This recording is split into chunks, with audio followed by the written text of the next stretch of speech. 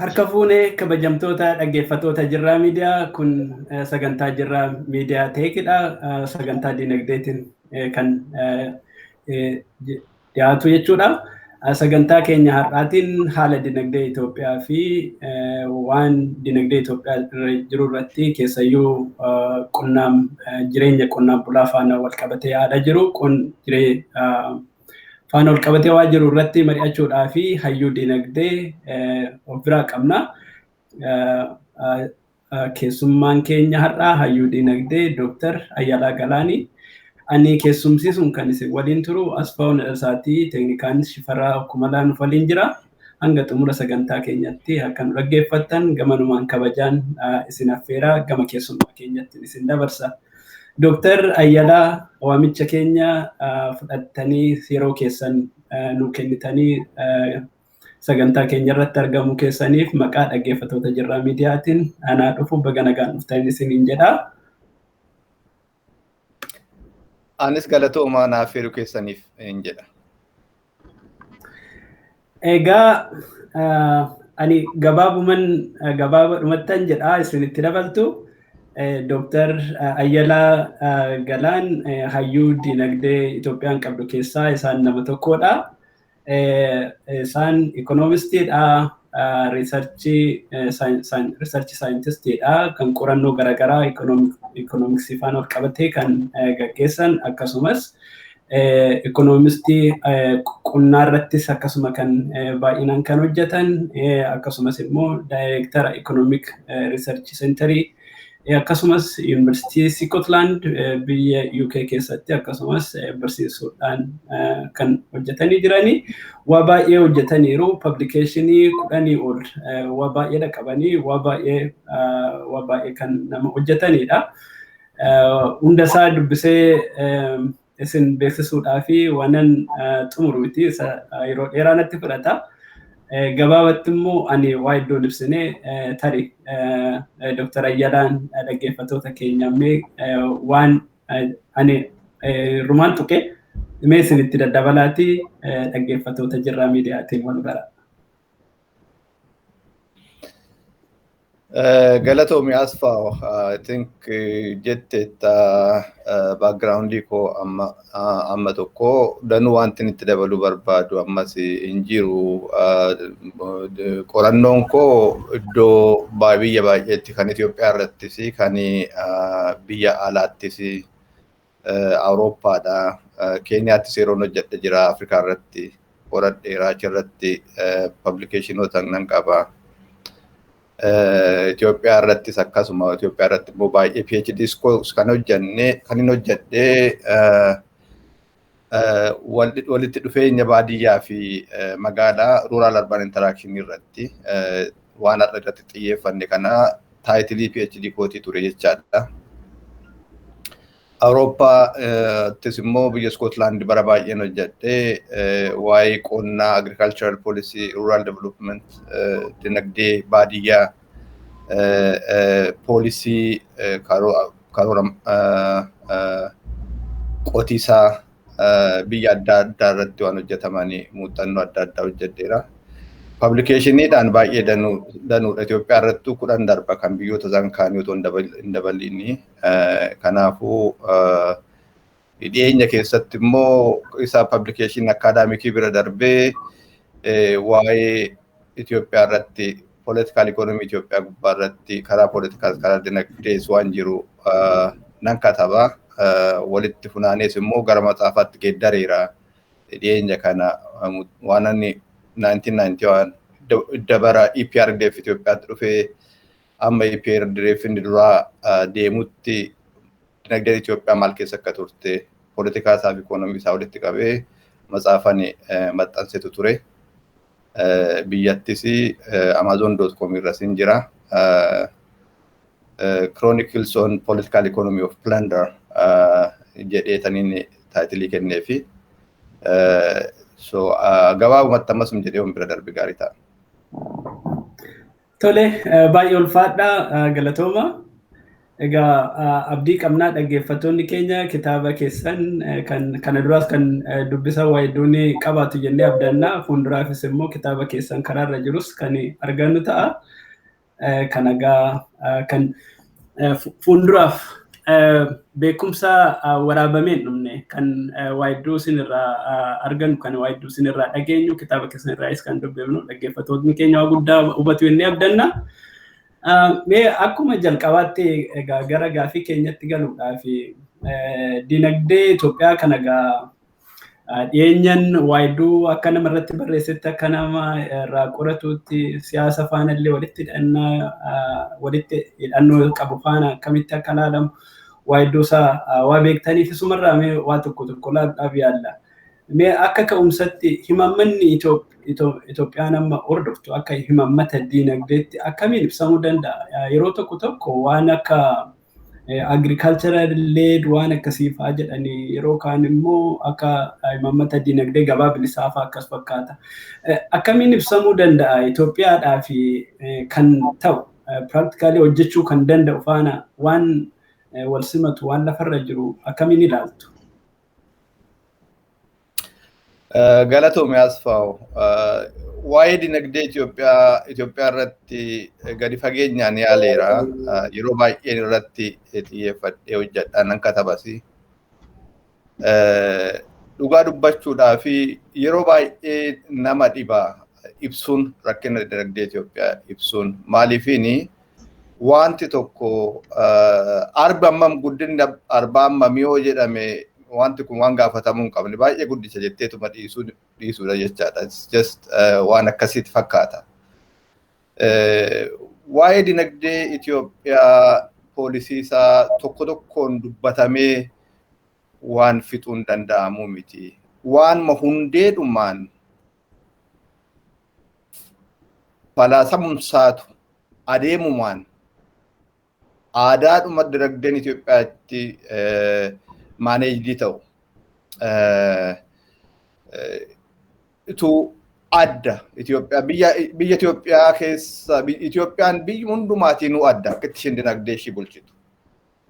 Waraqaa qorannaa tokko waggaa lamaan kana fuuldura oosaan Finfinneetti na wal ga'anii waraqaa wayii dhiyeesseen ture. Waraqaa sana maal gochuudhaan yaalee waan makka raajiitti laman tokko walitti guuree tanini waan baay'ee wanti raajiin danuutu jira waa'ee dinagdee Itoophiyaati. Mee waanuma lamaan sadan tokko naasaa jedhee tanini calqabe jechaadha.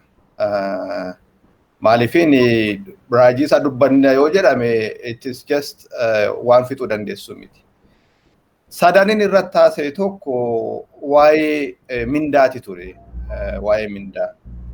Mindaan Itoophiyaa keessatti wanti ikoonoomii Itoophiyaa akka kaansaritti keessa nyaatee dinagdicha ajjeesu namuu kan quban qabne kaansarii diyaagnoosii hin taane kan abbaanis hin beekanne dhukkubsachuu isaa beekaa hakiimiin illee kana dhukkubsata jedhee kan ittiin himne tokko mindaa biyyasiiti.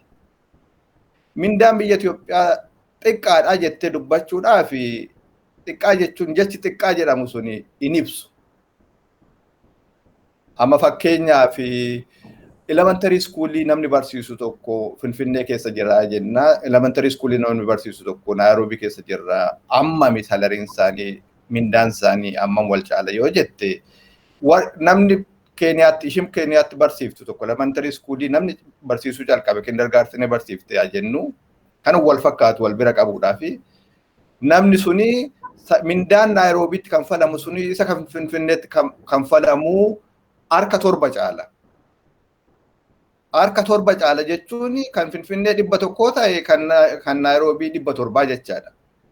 Kun egaa otoo jireenyi Naayiroobii Finfinnee immoo wal bira qabdee ilaaltee kan Finfinnee akkasuma Naayiroobiidha harka torba gadi rakasa ta'e homaa rakkoo hin qabu. Karaa bittaatiin karaa qaala'insaatiin Finfinnee Naayiroobii caala qaala'insa. Namni tokko Naayiroobiitti salariin hin argatu isa kan Finfinnee harka torba caalee jireenyi Finfinnee immoo kan Naayiroobii caala moo caala qaala'insa qabaatee yoo jette kan egaa tilmaamuun hin danda'ama wanti isaa ammam akka faallaa ta'e.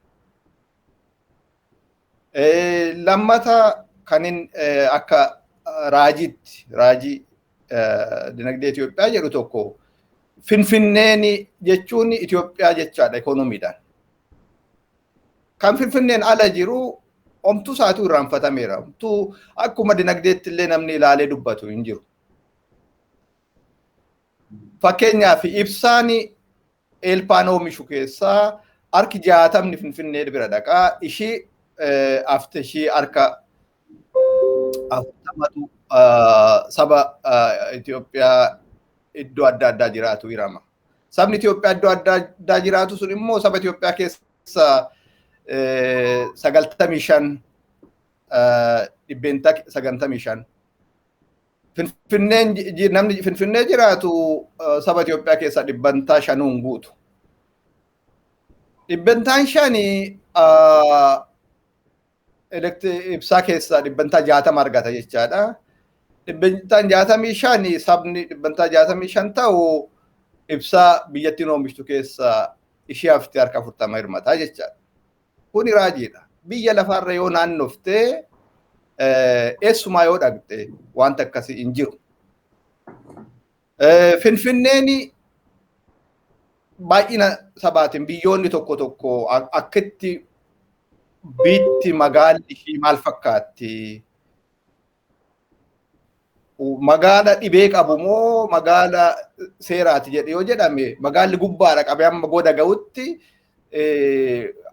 saba dhibbentee keessa amma akka qabu waan ittiin tilmaaman tokkotu jira. Maalinni hierarchy qaba. City size hierarchy distribution waan jedhamu tokkotu jira. Wanti kun maal sitti agarsiisa? Inni gubbaa jiru inni tokkoffaarra jiru isa lammaffaarra jiruun yeroo hunda harka 2 caala. Okay. Iddoo sadaffaarra raankii sadaffaarra isa jiru yoo fudhatte harka 3 caala. Akkasumatti isa arfaffaarra raankii arfaffaarra isa jiru yoo fudhatte harka 4 caala. Namuu akkasitti pilaanii baasee miti uumamumaan akkasuma ta'a biyya hundaatti kan Raashiyaa yoo fudhatte kan Ameerikaa yoo fudhatte kan Jaappaan yoo fudhatte harkum 2 wayiiti akkasumatti asii gada deema. Wanti sana power law distribution waan jedhamu tokkotu jira. Sana follow godha population distribution yeroo hunda. Finfinneen Adaamaa innan kolaalee Finfinnee fi Adaamaa Finfinneen tokkoffaadha Adaamaan lammaffaadha. Finfinneen kan ishiin qabdu kan Adaamaa faana wal bira yoo qabdee ilaalte kan Finfinnee kan Adaamaa harka 10 caala. Kan eegamu harka 2 duwwaa akka caaluudha. Kan ta'e argamu harka 10 darbaadha. Biyya lafaarra deemtee yoo barbaadde hin argitu kana. Maaliif kuni ta'a jedhu political economy qaba kuni. Kan ta'uu fi Itiyoophiyaan qabeenya ishee hunda guurtee warra magaala keessa jiraatan warra Finfinnee jiraatanitti irratti oomishti. Kan waa'ee ibsaasitti meera jalqaba irratti. Ibsaanii waanuma tokkittiidha. Waan hundumtu akkuma waan ibsaa sanaati. Kanaafuu namni maaliif ta'a bakka homtuu hin jirre, bakka ibsaan hin jirre, bakka dinagdeen hin jirre, bakka warraaqsi hin jirre maaliif ta'a? Maal hojjeta Jimma keessa? Maal hojjeta Mattuu keessa? Maal hojjeta waan keessa Boorana keessa? So namni hundumtuu du'ee maal jedhee caccabee Finfinneetti gala. Maaliif wanti kan hojjan illee hojjetamee jiraachuu hin danda'amu Finfinnee keessa kaa? Sun immoo kan ta'e waan ajajee otoo hin taane mootummoota bara dhufaa darbaa ofii isaaniitiin jiraatan waan barbaadan hundumaa Finfinnee irratti dhangalaasu. Amma kaleessaan argaa Facebook irratti artikilli waan lamaan tokko yaada irratti kenneera. Odaa Oromoo Development Agency gamoo isa ammana hin jedhamne kaaree meetira gubbaarratti meeqa Finfinnee gubbaarratti ijaaruudhaaf karoora baafatee isaaf shophiifni dhiitamaa oole kaleessa. Gamoo sanarratti horiin bahu ammana jedhamee waan tilmaamamu miti baay'ee guddaadha. Tilaatarii kan gochuu qabu dhuguma odaanii saba Oromootiif dinagdee saba Oromoo cimsuudhaaf yaada jedheera yoo ta'e Finfinneedhaa gadi ba'ee Finfinnee ishii bobaatee cinqamtee gara itti warraaqan dhabamee jedhamu kana keessatti deebisanii ammas irratti dhangalaasuudha mannaa. Finfinnee irraa gadi ba'amee otoo muka dhaabanii mukti otoo wanti gamoo sanaa tilmaamame sun hundumtuu Oromiyaa Natural Resource qabeenya uumamaa cimsuudhaan muka dhaabuudhaan caakkaa taasisuudhaan otoo godhame caakkaan suni qilleensa waan amma yeroodhaa fi hojjaa uuma. Wanti gamoo sana irratti ba'uudhaaf tilmaamame kuni odoo gadi ba'e hojjaa dhabeensa dargaggoo Oromoo miliyoonaan hojjaa kennaaf. Mukti dhaabbate suni kaapitaala akkuma gamoon kaapitaala ta'e mukti dhaabbates kaapitaala ol marga achi cirameeti wood processing wood product furniture kan hundaa ta'a. Swideniin kan sooromte amma dhaattu addunyaa fuuldura kan deemtuuni muka dhaabdee muka oomishtee multinational amma Ikeyaan biyya addunyaa kanarra kan jiru furniture storein muka irratti kan hundaa'e qabeenya ishee irratti hundoofteeti achi kaatee sooromte jechaadha. So sadaffaa siifan gabaabsaa kan inni akka raajiitti dhiyeesse suni biyya lafaarra magaalaa fi baadiyyaan dinagdeen itti wal qunnamu kan akka waanitti kan akka biyya Itiyoophiyaatti faallee hin jiru. Faallaansa baay'ee danuudha. Attamitti yoo jette qotee bulaan eenyutti gurgura? Waan oomishamee gurguramu warra magaalaatu irraa bita. Naggaadee gatii walii galee akka barbaadetti irraa cabsee irraa bita qotee bulaarra. Naggaadota baay'ee lakkooftee yeroo gabaabaatti lakkooftee fixutu jira. Namni naggadee waan jedhullee namni kaapitaala qabu isaan bitanii magaalatti gurguru. Magaalatti gurguruu hin danda'an maaliif namni humni isaa dadhabaadha. Biyya alaatti ergu. Kanaafuu amma barbaadan qotee bulaadhaa kennaniiti. Amma barbaadan bu'aa buufataniiti jiraatu jechaadha. Qotee bulaan jireenyi isaa naggaadee magaalaa harka jira. Okay. Waan biyya halaati immoo fidanii dhiyeessan baadiyyaadha waan dhiyaatu xaa'oo maal naggaadotuma immoo kan biraa yookaan isaanuma irraa bitan sanatu immoo xaa'oos bitee immoo fida. Gatiitti dabalaniitti gurguru baadiyyaatti. Amma egaa cost price squeeze jedhama wanti kuni. Costiin waan bitu gatiin isaa jalaa gadi bu'a. Wanti baadiyyaan gurguru kan gurguru abbaa humnaatti ijaa ta'eefu abbaa humnaa naggaadota magaalaa ijaa ta'eefu innaa gatiitti gurguran baadiyyaa warra qotee bulaatti amma fe'an itti kennu. Gatii rakasu jalaa jechaadha. Gatii jalaa cabsuu jechaadha. Akka gabaa biyya keenyaatti gatii cabseetti irraa bitaa jechaadha. Innaa immoo baadiyyaadhaa dhiyeessu naggaadichumti suni gatii biyya lafaatti irra hin jirre itti dabaleet itti gurgura. Maaliif humna qaba kaa? Gara biraati eessaa fidee bita dirqama isaatiin bita. Waan naggaadeen suni jedheen bita inni baadiyyaa sun. So innaatti gurguru gatii itti dabalee innaa irraa bitu gatii cabsee walakkaa kanatti waan godhee jiraachisa jechaadha. Akkasitti dinagdeen Itiyoophiyaa dinagdeen baadiyyaa kana deemaa jiru. So kan egaa calluma jedheetaniin waan sadan tokko sitti hime. Otoo yeroon jiraatee inaasofne jedhame halkan guutuu akka waanuma akka siyaasaa ooluudha. Kuni jiruu keenya jedhame waan rakkoo duwwaa barbaadamee odeeffamuudhaaf miti. No, sanaa miti. Otoo wanti gaariin wanti dubbatamu argamee barbaadee ibsaadhaan tokkitti wayii argadhee odeessuu danda'e baay'een itti gammada. Guyyaa guutuu yoo barbaadde waan kana wanti sirriitti poolisiin deemaa jiru waan jedhu tokko barbaaddee argachuu hin dandeessu. Sana wanta ajaa'iba namatti taasisu. Galatoom yeroon sirrii lama. Tole baay'ee ulfaadha. Inni baay'ee ibsa baay'ee gadi fagoodhaan nuuf kennitanii walitti hidhannoo jireenyi qonnaan bulaatii fi jireenyi magaalaa qabu akkasumas immoo konsentireeshinii dhuma tajaajiloota fi haala mijeessuu jireenya naannoo magaalaatii fi baadiyyaa gidduu jiru. Gidduu egaa namni sirriitti hubachuu hin danda'a. Uummanni Itoophiyaa harki 85 kan ta'u qonnaan bulaadha jedhama, baadiyyaadha jedhama. Guddinni biyya keenyaa immoo yoo hin mirkanaa ta'ee uummata kana hunda dugda duubatti dhiisanii ta'uu akka hin danda'amne beekamaadha. Isa miti waan biyyi sun qabdu karaa haqa qabeessa ta'een fairly distribute gochuun illee waa tokkodha. Magaalaaleen garaagaraa gama garaagarummaan jiraachuu qabu. Persentii agas xiqqaa ta'ee otoo jiru garuu immoo amma sana walirraa fageessuun innumti mataansaa akka bakka tokko tokkotti uummanni dhiphinni akka uumamu rakkina biraallee egaa waa hedduu qabaata. Yeroo kana ilaalan dhugaa dubbachuudhaaf waan mootummaan Itoophiyaa akka biyya tokkotti gorsaa dinagdee qabu jechuun nama dhibaa. Gama biraatiin otoo dhaabbileen barnootaa biyya sana keessa jiraatan otoo dhugaadhumaan riisarchiin dhugaan gaggeeffame ta'e otoo ikoonomistoonni dinagdee biyya sanaarraa karaa ifa ta'eetiin karaa siyaasa biyyattiirraa fayyadamuu faana waliin qabanneen ija ogummaa qofaatiin ilaalaniiti. Tarii kallattii tokko qabsiisuun hin danda'ama garuu biyya sana keessatti immoo hanga siyaasni biyya sanaa sirratiin itti ikoonomiin biyya sanaas hin sirratu jechuudha akkas fakkaata.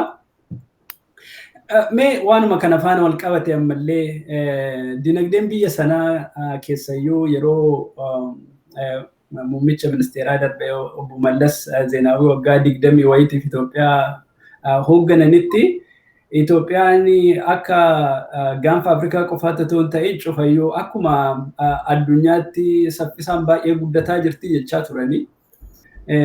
Garuu dijiitii lamaan guddatti haa jedhan malee uummanni Itoophiyaa immoo waan jijjiirama saalafatti waan argaan ture. Ana ofiidhuma kootii akka nama tokkotti yeroon ilaalu maaliifan seensiin gooneen jedha. Yoo guddina biyya sanaa keessatti Itoophiyaa keessatti mul'atama yoo jedhame tarii karaatu hojjetama magaalee gurguddoo kana keessatti gamoo gurguddoo kanatti ijaarama kan sanarraa hafe garuu jiruun uummataa jiruun warra magaala jiraatu dabalatee jiruun qaalawaa deemuudhaan achii fi humni bittaa qarshii gadi deemurraan kan hafe waan qabatamaan as ga'e jedhan hin jiru.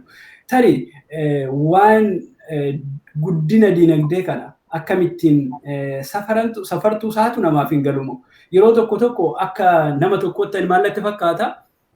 Dachiin hin naannofti gaafa jedhani isa saayinsii hubatutu dachiin hin naannofti jedhaa isa barate jechuudha. Kan sanarraa fi akka nama tokkotti dachiin yeroo naannoftu hin argu.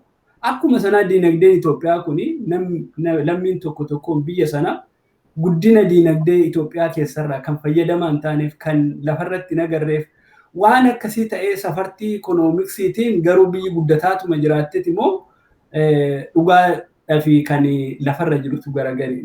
Isarraa mee akkamitti ilaaltu Dr. Ayyalaa? Wanta kana wanti yeroo baay'ee irratti xiyyeeffadhee dubbadheera. Matsaafan maxxanse jedhu sana irrattis baay'inaan kanan ibse ta'uudha. Akkitti dinagdeen Itoophiyaa itti salla'amu US keessatti akkaawuntaansii farmii tokkotu jira. Inroon jedhama. Waanuma hin qabne nan qaba jedhee the best company in the US jedhamee waggaa 6 walitti aansee waan hin fudhate. Garuu booda yoo ilaalamu buukkiin isaanii akkaawuntingiin isaanii hundumtuu waanuma sobaati wanti mirkaneeffame ta'e tokkichi keessa hin jiru. Waggaa 6 fudhate walitti aansee the best company in US jedhamee Inroon kun. So xalayaa tokko waan tokko katabeen ture Ethiopia's GDP borrows from Enron accounting title jedhu irratti katabeetaniin baay'ee dubbifame London School of Economics iyyuu fuudhanii blog isaanii irra kaa'anii turan. maaliif inni kana godha ani waanii kootiin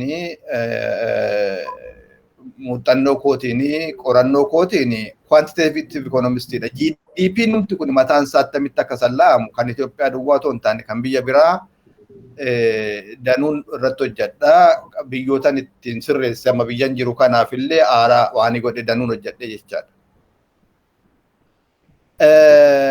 Yeroo tokko waa'ee dinagdee Itoophiyaa egaa GDP duwwaa lakkoofsa isaa duwwaa maaliif lakkoofsa akkas ta'e jennee isa keessa yoo seenne yeroo gubuu ta'a maaliifin waan danuu jaa ta'eef kan achi keessa jiru diteelinsa. Yeroo tokko amma yeroo mallas sana egaa wanti Itoophiyaan Africa's lions jedhamtee leencitti Afrikaa ishii fuuldura deemtu Asian tiger jedhamu tokko warra Asia Taiwan fa'a maal fa'a Asian tiger jedhamu immoo isaan kun warri Finfinnee dhufanii mallas faana biiraa dhuganii maal jedhanii waliin gammadanii galan kun immoo kan Afrikaa immoo African tigers jenneeti African lions jenna jedhanii galanii akkas godhanii. Nayyaadha yeroo tokko obbo Bulchaa Dammaqsaa walgahii irratti gaafatanii turan mallasuma. Indeet hoonoo Itoophiyaa 11% targaaletti min ta'a mirmatto jedhu wanti sun kilippiinsa yeroo hunda deddeebi'ee ni ilaala. Akka carraa biyyan jira gaaf sana. Inuma ajaa'ibsiifadhe nan kolfe maaliifin waan isaa yeroo baay'ee waan hin jedhu. Indeet hoonaanoo Itoophiyaa 11% የምታድገው jedhaniiti jaarsi gaafannaan akkuma waan namichi jatti babaasee waan jedhu. Isaanii waan dinagdee akkas gochuun isaanii kuni wallaalummaa miti dhugaa dubbachuudhaaf warri wayyaanii yeroo san akkas gochuun suni. Karaa politikaatiin akka dimokiraasiin hin jirre beekamaa dhufeera. Namuu amansiisuu hin danda'an dimokiraasiidha gaggeessina jedhanii dimokiraatik gabarnariidha jedhanii. Garuu biyyaamee dinagdeedhaan daba waan tokko immoo dhiyeessuu danda'uu qabu. Nama amansiisuudhaaf nama biyyaas nama biyya alaas kan nu baasu dinagdeen sirriitti toleera jenneeti oduu isaa sana fakkeessina kan politika namuunu namanu jedhanii jiru keenya jedhanii itti galan. Deebi'ee naannee isaanuma harkatti dho'e wanti isa boombichi malee. Sana warri wayyaanee yoo biyya sana bulchanii karaa dinagdeetiin waan dabadanuudha hojjetanii. Gartokkeessa beekaatuma sharrii hojjechuudhaan beekaatuma daba hojjechuudhaani ofii isaaniitiif nu baasa jedhanii ittiin saamuudhaaf nama qobaatti hambisuudhaaf. Nan yaadadha gaafa tokko yeroo Oromoo protest abbaan duulaa saba Oromootti dubbachuudhaaf Baalee deeme. Baalee deemee jaarsolii wal ga'anii taasa'u. Jaarsa Baaleetu ka'ee itti dubbate. Jaarsi Baalee sun wanti isaan gaafa sana jaarsi sun jedhanii umurii koo guutuu sammuu koo keessa hin badu.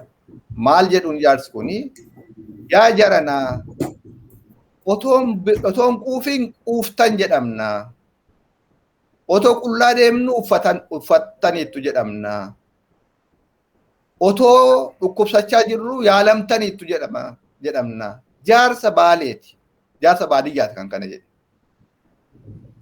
Saba Itoophiyaa keessa beekaa Itoophiyaa keessa waan jaarsi suni daqiiqaa tokko daqiiqaa lamatti jedhan sana jechoota sadan sana gara macaafaatti geeddarra otoo jedhan macaafa sadii waan ta'uudha wanti isaa. Jecha gadi fagoodha. Dhugaadhuma otoo dhuma nyaatiin nyaateera jedhama namni keenya. Otoo dhuma quufiin otoo beela'ee jiruuti beela'eera quufeera jedhama. Otoo qullaa deemuu uffateera darbeefeera jedhamaa ture karaa dinagdee Itoophiyaatiin.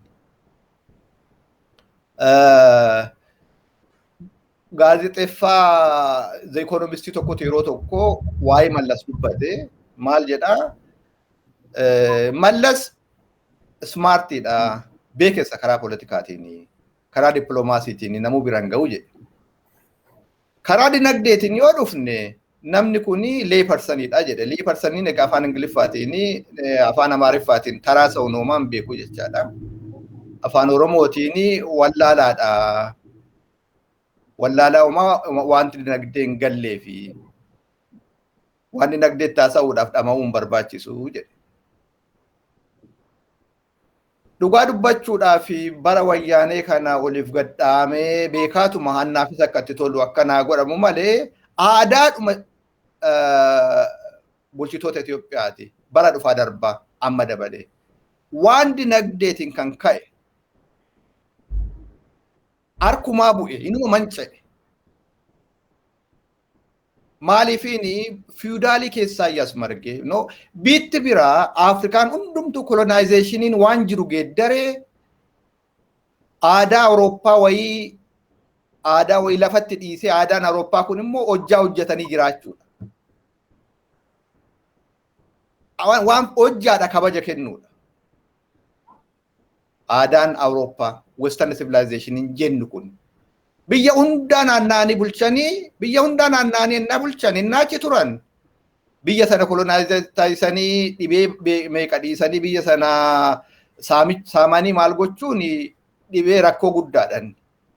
Garuu yoo xiqqaate waan tokko wanti inni godhaniin namni yeroo baay'ee daandii isaa fa'aa ijaaranii deeman waan akkasiitu dubbata. Isaa miti. Aadaa hojjetanii itti agarsiisuudhaan ilmi namaa hojjetee jiraachuu akka qabu aadaa sana dhiisanii deemuun isaanii waan guddaadha biyyoota kaaniif. Achirraa ka'aniiti rakkina amma fe'an illee yoo qabaatanii akka Itoophiyaatti bitti mancaate hin jirtu. Kan Itoophiyaa durattumaa qabee amma dhaga'utti hojjaan hin tuffatama. Malaammalanii akka ta'e godhanii qabeenya sabaa nama biraarraa fudhatanii jechuutu akka waan itti ilaalama. Isaatu jedhama afaan akka collee finfinneetti akka raadaatti. Nafas dammoo bakka minuma albalaa min አይጠቀምበትም. Durii calqabee sishoome albalaa sishaar qoccawal jecha jedhu tokkotu jira. Gubbaa qabee amma goda ga'utti akkasumatti kaalchariidhuma isaati. Haile Sillaaseen warri faranjootaa ilaalanii dadhabnaani nayyaa hunda caala baadiyyaa Itoophiyaa geeddaruudhaaf kan baay'ee hojjetan Siwiidinoota turan. Arsii keessa deeman. Arsii Rural Development Agency tokko uuman. Bara baraan millions pampii godhu. Jireenyi baadiyyaan geeddaramu, jireenyi qotee bulaan geeddaramu. Wanti tokko. Nuutoo bara baraan amma kana baafna. Maalumaaf baadiyyaan kuni bakkuma waggaa nanarraa nuti dhufnu sanarraa yootti caale malee wanti siqee hin jiru. Kan ta'aa jiru maalinni warri faranjii fidaniiti qotee bulaa waa kennu. Waan qotee bulaan sana argate hundumaa abbaan lafa harkaa guura. Homtuu harkatti nafu. Bu'aan hin jiru jechaadha qotee bulaan. Faranjoonni achi arduutti darbanii waaduu kan jedhamu tokko Walaayittaa Development Agency maal jennu. Baadiyyaa Itoophiyaa kana dura muuxannoo Arsii fi Walaayittaa fi maal kana keessatti godhatanii sana booda gara Baalee kana gara Arsii kana gara waanii kana muuxannoo argatan gara biraatti deemuudha barbaadan isaan. Kan sana achi calqabaniif kanaaf replikeetii gochuudhaaf muuxannoo argatan kan qotee bulaan Itoophiyaa hundumtuu akka darbuuf barbaadanii. Achi deemanii biyya qotee bulaa Itoophiyaa gara hundaatti geeddaruu dhiisiiti. Innumti achiitu bakka jiru warraan hin tarkaanfanne. Isaan jibbaannaan dhiisanii deeman. Haile Sillaaseenis hin kufe xaxamee sana keessa. Bara dargii lafa mareet laaraashuu jedhan. Mareet laaraashuu jedhamu kun mataansaa waan ajaa'ibaa tokko. In qotta malee kan keetii miti laftii jechaadha. Jecha isaa yoo sirriitti ni kajette. Mareet laaraashuu. Oonii godhii otoo hin taane ati kan dandeessu laficha qottee waan irraa qottee irraa fudhatta. Kan jalatti hafe garuu kan keetii miti jechaadha. Jechisa. Mareet laaraashuu sana ilma Oromootu irratti du'ee maal jedhee fide. Ilma Oromoo dadhabee geeddara fiduu gubbaa irratti dandeettii cimaa tokko qaba. Warri kaan immoo waan ilma Oromoo dadhabee fide sana innasuma duuba garagalanii harkaa buutanii kan ofii taasisuu gubbaa irratti dandeettii cimoodha qabu. Dandeettii adda addaa qabna. Nuti humna cimaadhaan waa geeddarra. kana kan ilma Oromoo hojjetu mareet laaraashuun mataansaa arkitektoonni hunda isaa kan hojjetan ilmaan Oromooti. Garuu gaafuma waan jedhu maqaa isaatii qabee maqaa awaajichaatii qabee inna sun geeddaran isaan mareet laaraashuu jedhan. Kanarra namni turee bulee mareet ya mangisti noo jedhan kan waani innaa fe'an hin geeddaru innaa fe'an hin kaasu innaa fe'an maal godhu lafti na yaadadha kutaa elementary school hin baradha yeroo sana elementary school oton baradhuuti abbaa koo faana mana firaa wayii dhaqne waa'ee geeddaramaa kanaati haasa'u. Revolutioniin socialist revolutioniin kun dhufee mareet laaraashuun kun waan jedhamee waggaa 2 hin dabarre waggaa 3 hin dabarre I think waggaa 3 yoo guddate waggaa 3 ta'a anu elementary dhan jira. So jaarsa tokkotu waa jedhe maal jedhu yaa jaranaa jedhe jaarsi dulloomaniiru jaarsi achi gara waan wayii keessa ta'aniiti iyyuu haasa'u sagalee isaanii dhageenya malee hin arginu jaan maaliifin of dadhabanii jaacisanii jiraniifu jechaadha. Yaa jaranaa abiyootiin kun geeddaramsi kun baalabbaatatti dhufa jedhee dubbata namni. Ani wanti kun waan dogoggora waan burjaaja'een jedha.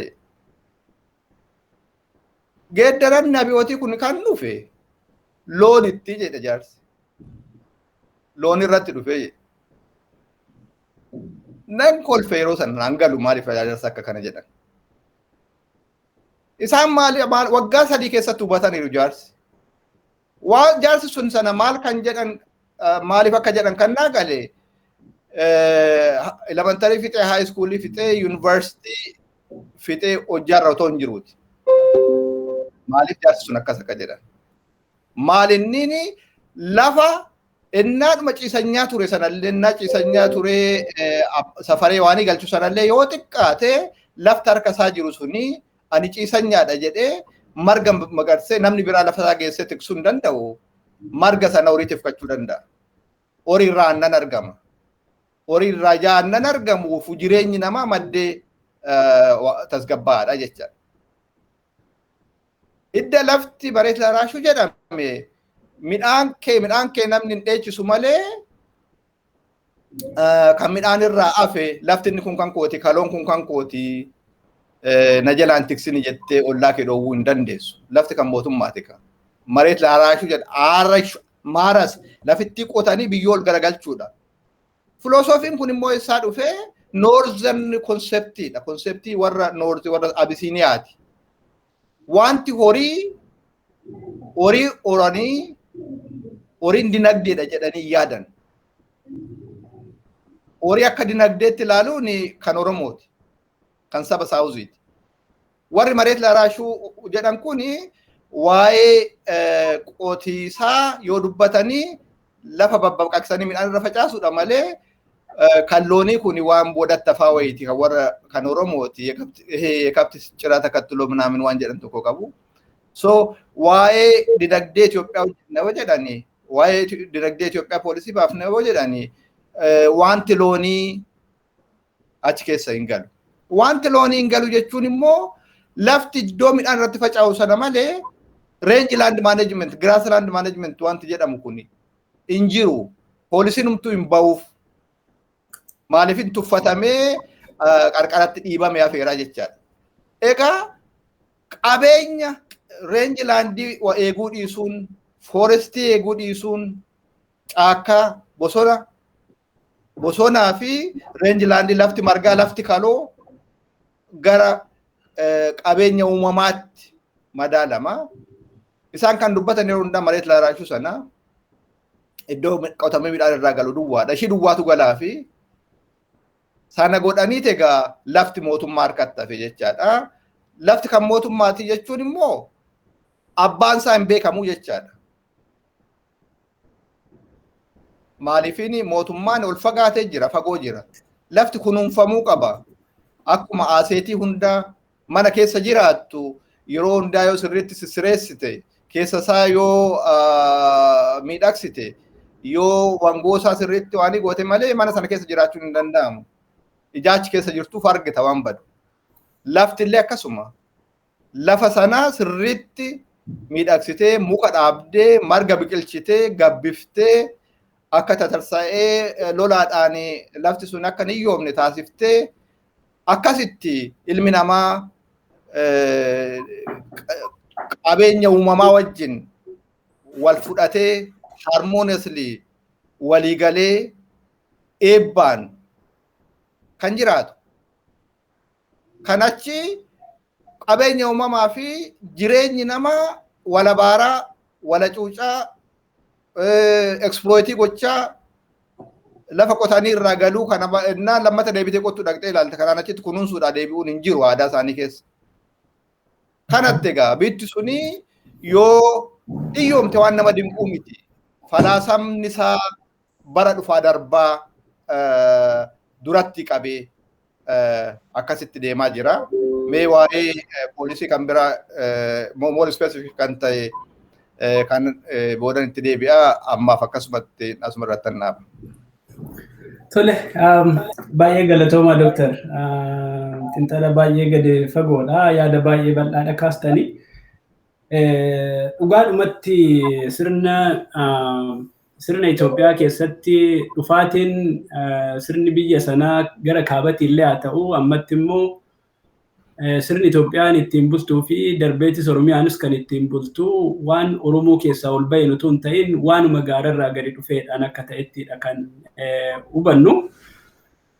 Kanaaf ammas waa'ee guddina diinagdee sanas egaa yoo dubbannu namni guddate tarii akka waliigalaatti ikonoomii keessa way dabalamee way jijjiiramee ta'uu danda'a.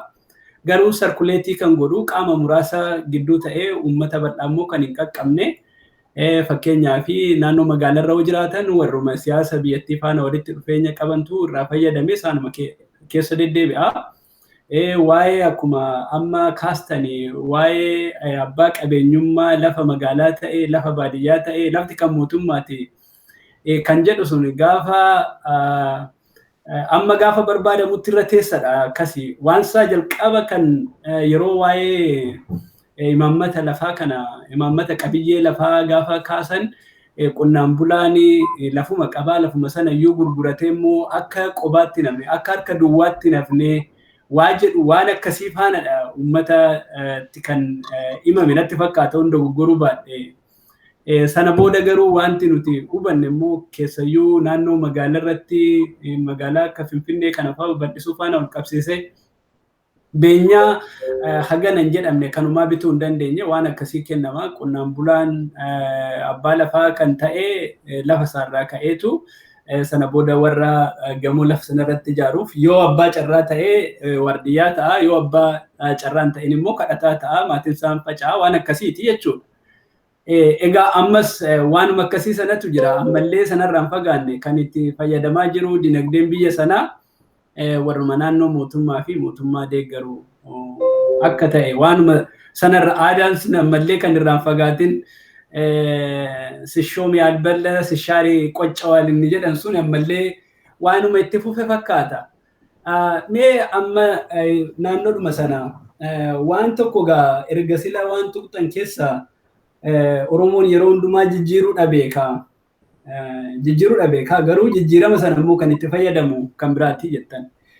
Dhugaadha ani waa tokko keessayyuu warraaqsa gara 2014 irraa kaasee kan jiru sana waggoota dheeraadhaaf hanga 2012-2018 jijjiiramni jedhame sun dhufutti harka bal'aa Oromiyaadha kan socho'aa ture sochii qeerroo ture. Dhuma irratti garuu qeerroo warra arrabsu warra wareegutu ture. Sana booda jijjiiramni kuni eenyuun dhufe jedhame isa kan ebelo maqaa dha'uun barbaachisu isuma sanallee gochuma sanaafillee jijjiiramuun sanaafillee ka'umsa ta'uun dhiibbaa guddaan achirraa dhufuun isumaafillee beekamtiin hin kennamne jechuudha. Kanaaf dhuma irratti waanuma raawwatame jijjiiramu dhufe sanaafu waasaa ofiif itti fayyadamu gara faayidaa ofiif oolfachuu qofa otoo hin ta'in isaan iyyuu miti kan hojjetee kan jijjiirama kanayyuu fide nuyi jedhanii garuma isumatti illee abboomutti waan akkasiitu mul'ate. Amma waan yeroo tokko jalqabeetu ture gara yeroodhuma waan isaa jijjiiramu sana booda ta'uu naannoo jijjiirama sanarratti waan warraaqsa diinagdee Oromiyaa waa jedhanii tokko eegalanii turan. Warraaqsi diinagdee suni na yaadadha obbo Lammaan yeroo sana pirezidaantii kan turanii isaantu tiraaktara wayii yeroo eebbisiisan fa'aa argani. Sana booda waan tiraaktara sanaas eessa akka ga'e quba hin qabnu waan sanarraas kan dubbatamu ani gama kootiin dhaga'ee hin beeku ta'ee xiyyeeffannoon koo garas hin taane hin beeku.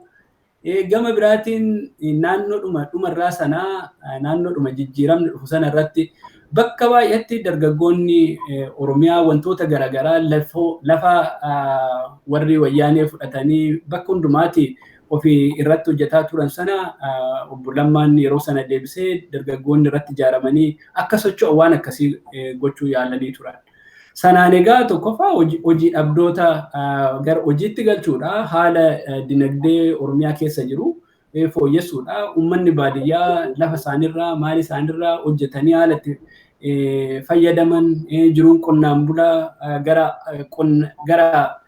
aadaatiin qotuurraa gara tiraakteeraatti akka jiru wantoota akkasii kana jalqabanii turan. Garuu waan sana booda waan dhaga'een qabu haala inni irra jiru illee tarii xiyyeeffannoon isaanis gara biraatti jijjiirameera waa ta'eef ta'uu danda'a.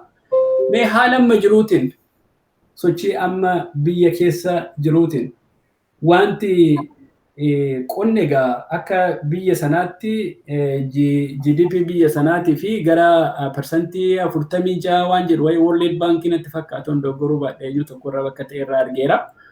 Dhibbantaamma sanaatii sana keessa immoo qonnaa baadiyyaa irratti egaa subsistence waan jechuun qonnaa harkarraa gara afaanii kanarratti kan hundaa'edha kan jiru.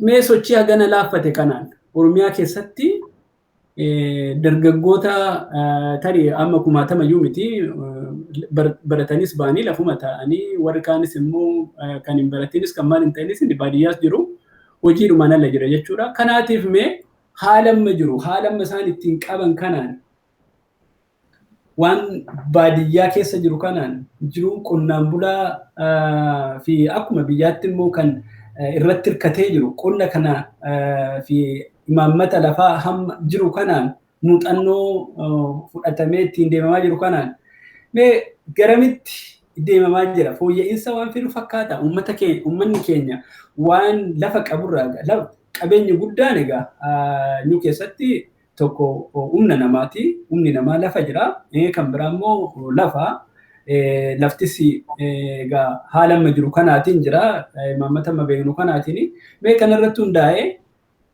uummata keenyaaf haalli amma jiru kuni kan jijjiiramuu danda'uu fi kallattii sirriirra waan jiru sirriitti fakkaata akkamitti ilaaltu Dooktar? Galatoommi Asfawu keessumaa waa'ee Oromiyaa Economic Revolution sana kaasuudhaaf dura yoon dubbadhu akkana jalaan dheeranneen isatti darbuu dhiise isan sammuudha qabaayyuu. Mee achiin calqaba yeroo tokko akkuma namichi ikonomistiin gaazexeessaan ikonomistii suni jedhe wanti baay'eensa gartokkeen beekaatu daba hojjechuu fi ofii of waanii gochuudhaaf inni kaan wallaalumaan karaa dinagdeetiitiin wallaaluma yookaan doofummaa ammanan jedhamne tokkotu jira karaa dinagdee poolisiitiin.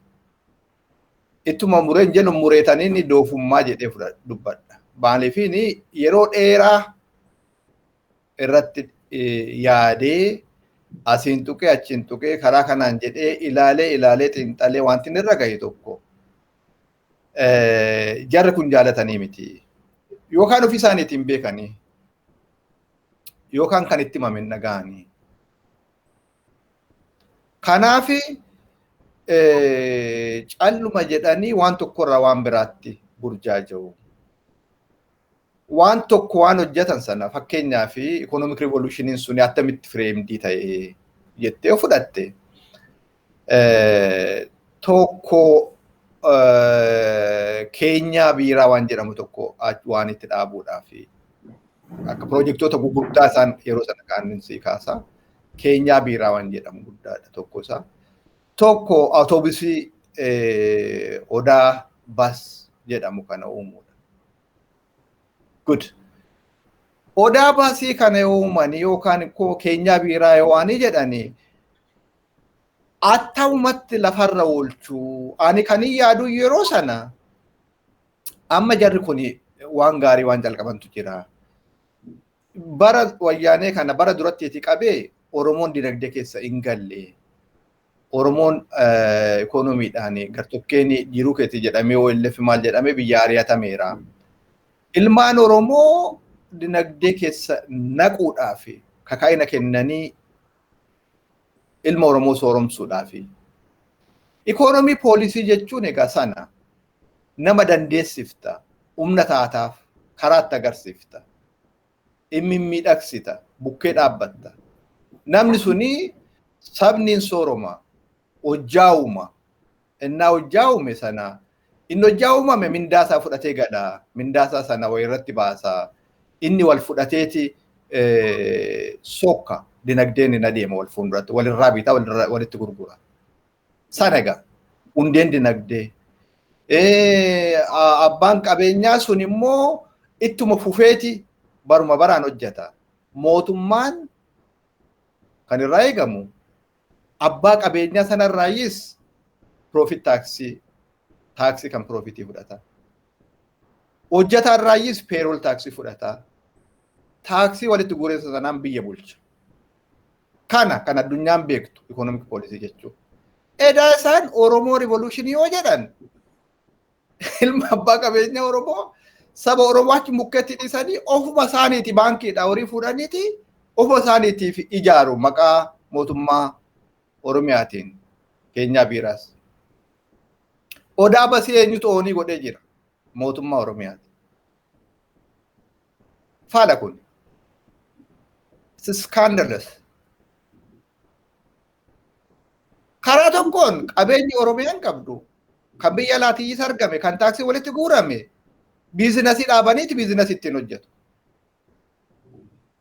Karaa biraatiin manni barumsaa kwaalitii isaa eeggatee hin deemu kan mootummaan sabarraa eegamu sirriitti waan hojjetame qotiisni baadiyyaa warri waanii ministeera qotiisaa keessa hojjetan kun baadiyyaa keessa deemanii tajaajila kennuudhaaf humna kennu ta'uufiidhaaf wanti hojjetamu wanti qotee bulaa faana waanii ta'u attamitti kanniisa akka horsiisan attamitti horii akka waanii jedhan biriidii godhan attamitti marga akka miqirsan warri qotiisa hojjetan tajaajilli akkasii kuni tasumaan jiru. Horiin isaanii odaa basii ittiin bitanii ittiin ijaaran kun basoota baay'eedha biyya alaati galchan. Amma mootummaa abbaa qabeenyaa ta'aa jira jechaadha. Amma iddaan sanaati suni abdii koo gaduma buuse. Kun waan raajiiti. Mootummaan ofiisaatiif abbaa qabeenyaa ta'uudhaaf Oromoo economic revolution jedhame. Kun attamitti ta'uu danda'a? Maal qaba yoo ilmi Oromoo sooromee isarraa akkuma biyya biraatti qaraxa fuudhanii isaan biyya bulchan. Attamitti mootummaan karaa biraatiin waanuma isaan harka jiru immoo warra addunyaa kun hin gorsu mootummaan dinagdee keessa galuun irra jiru. Mootummaan hojjaansaa security, poolisii, nageenya eeguudha. Barumsaa fi fayyaa sabaa eeguudha. Seeraa. Kana bira darbee mootummaan awutoobisii bitee daldala keessa yoo gale ofumsaati. Biiraa oomishee daldala keessa yoo gale ofumsaati. Meejar sheerholdarii ta'ee kaampaanota jiran hunda keessa harka isaa gara singanaan yoo naqe horii silaa walitti guuramee kan isaan tajaajila sabaa kennan sana ittiin nagaduutti galeera jechaadha. Ergata sabaa waan sabni adaraatti kennate sana adaraa ganeera jechaadha ittiin nagadata. Ati kana waa hinnaa biti magaala inna dhaqxee jettee haati koo waan natti kennite sanaan magaala dhaqee giroo kottoolee dhufee jechaadha isaati koo naan jette dhiise. Sanaan wal fakkaata. Amma Oromiyaa Economic Revolution sanaan calqabee waan ajaa'ibaa natti ta'e waan ani hin eegnetu ta'aa dhufe. Maaliifin kanayyuu kan hin bare akkuma tasaatti sheeriin kan odaa fa'aa attamitti jedhee gaafannaan inni mee gararra jiru kan mootummaati sabatti ammas hin gurguranii naan jedhan. Mootummaatu basee daawwanii godhaa okay. Keenyaa biraa immoo mootummaan mati ijaaruudha isas. Onnuma isaatu immoo amma hoobiin taasifadhe almost because it is depressing akkasitti waan jechuuni biizinasiin tokko hojjetame Oromiyaa keessatti yoo jedhame eenyutu investii godheen jedha. Gararra jiru kan mootummaa Oromiyaati. Saba xabaala taasisaniiru jechaadha. Abbaa qabeenyaa ta'anii ofiidhuma isaaniitiin. Amma dheengadda waan tokkotu galaanitti eebbifame waan nama gammachiisu fakkaata innaan dura isaa dhaga'u. Waa'ee printing waa'ee waanii kana very high tech biyya alaati gara waggaa 8 moo waan akkasii fudhate waan isaati. Dheengadda eebbifame. BBC irratti interview kenna gaggeessaa waanii kana. Gaazexeessaan BBC hin gaafate ownership isaa eenyuun jennaani harka 95 mootummaadha jedheen waan suruun nama godhu. Maaliif printing and publishing keessa harka dheeratfatee galfata mootummaan? Maaliif sabni Oromoo sheerii bitee kaapitaala isaa keessa galchee kaapitaala sana taaksimaan goone mootummaan akkuma addunyaan biraatti jiraattutti. Kuni jiruu kooti jedhamee sabayyoomsuudha. Ittaanee kan dhiyeenyuma kana miidiyaa irratti kan hin dhaga'ee waa'ee oomisha aannanii tokko waan guddaa wayitiin iskeelii guddaadhaan dairy processing wayitii dhaabaa jiru. Waan ministeeruma loonii fi oomisha foonii kana waan jedhan wayii qabu. Isa immoo eenyumaa gartokkeessaa kaampaanii biyya alaa tokkotti kenname biyya UK'ti. Isa fesaa kan mootummaati jedhan. Look. Isaanii kana yoo godhan akkana shuriyu daboo akka ta'e maquman qaban. Wanti isaa faallaa ta'uusaa dinagdeen poolisii dinagdee tokko akkas gochuuni waan suruur nama godhu ta'uusaa taasum hin beekan. Akkumti hojjetamu isaati akkasuma jedhanii yaadu. Isaan Oromiyaadhaaf hojjechaa jirraame jedhu.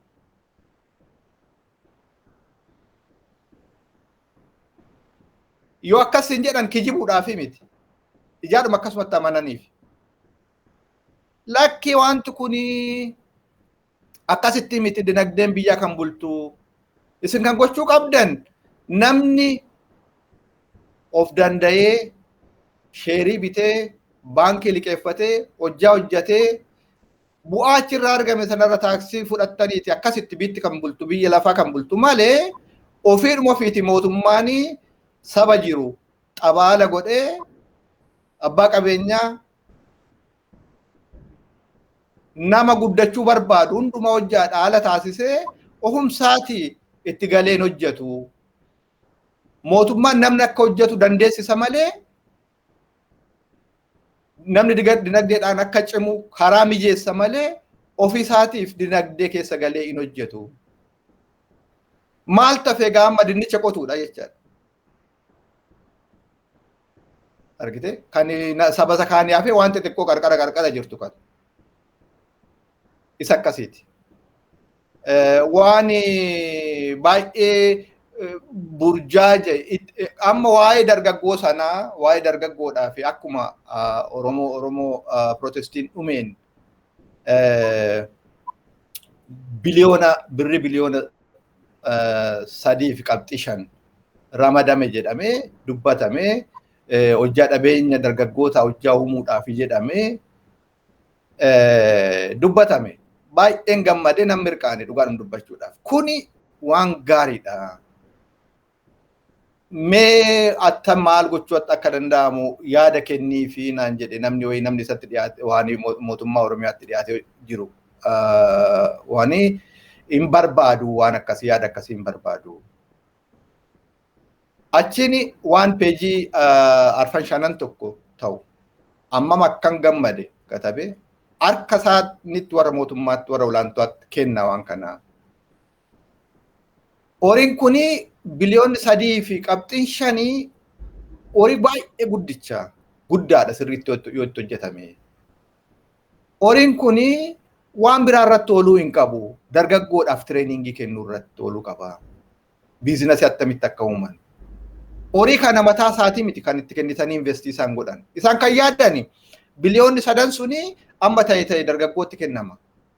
Dargaggoonni suma investii godhuu jedhu. No, sunaa miti.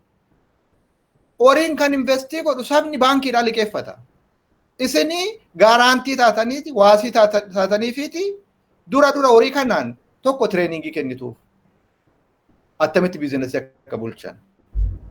Isarratti ba'a horiin kun. Gartokkeensaa iddoo adda addaatti akka industrial parkii jettanii gurguddaa warra biizinasii gurguddaatti ijaartan kana.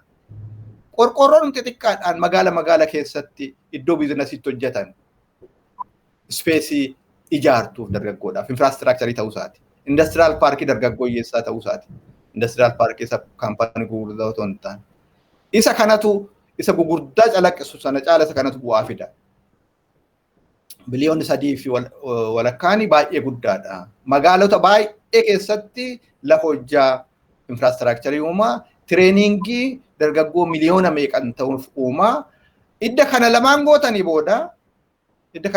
gootanii booda amma baankii fi dargaggoota walitti fiddu. Warri baankii keessa jiran horii liqeessuu duwwaa otoo hin ta'in biizines pilaanii baasuu isaa gubbaarratti today implementii attamitti dargaggoon kun akka godhan baraniiru. Isa tireeningii irratti fudhatan kana baraniiru. Biizines pilaanii nuti qopheessinetti kennine kana hojjaarra oolchaa jiru. Jedhanii warri baankii akka dargaggoo kana faana hojjetan warri baankii isin jala jiru kana jaju isini hojjaa isaanii isa horii fuudhanii kaanii waan jedhan duwwaa otoo hin taane sabas akka tajaajilan gaayidaansii kennaaf. Dirqisiisa. In barbaadummoo isaanis waasii nama ta'uuf yoo argatan namni danuun yoo liqeeffate baay'isanii barbaadu warri baankii.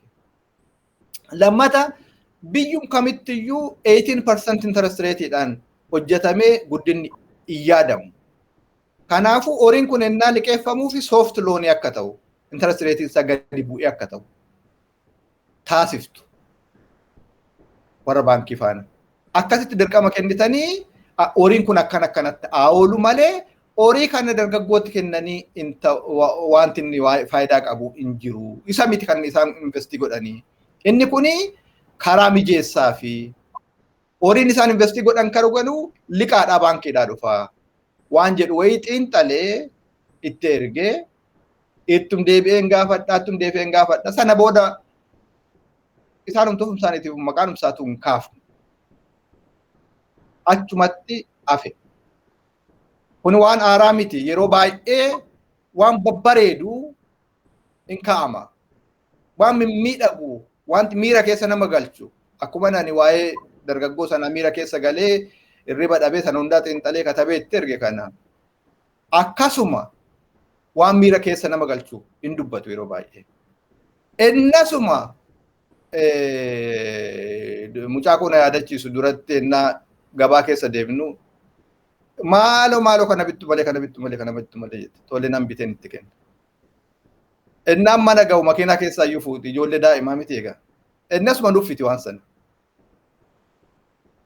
So naaddi silaan bita malee naan hin jenne ga'e bakka amma ilaalee yoo naan jetti. Amma warri waanii kun akkasuma waan tokko itti cichanii kishil jedhanii keessa waanii jedhaniiti torbaan tokko haasa'u. Ishiin miidiyaadhaan dibbeen irreebamaa fi saba miira keessa hin galchuu kanarra sabni innaa garagalee hojjaa isaa lafarratti ilaalu isaan dhiisanii waan biraatti darban geeddarame guyyum guyyaan geeddaram ajandaan sabu miira keessa galchanii waan miira keessa saba galchee sabni otoo mootummaan hojjetamiin abdiidhaan akka jiraatu taasisuu waan akkasiiti kan waan jedhu yeroo hundaa amma torbaan lamaan darbe kana keessa kana duwwaan itti si dabala kana gubbaarratti Finfinneeni kaara meetirri 42 wayii warra maaraati baahil maayikalii kennamee jedhama. Takka ture immoo iddoo amma odaan itti ijaaru kana kaara meetira dabiliisa 84 kan ta'u.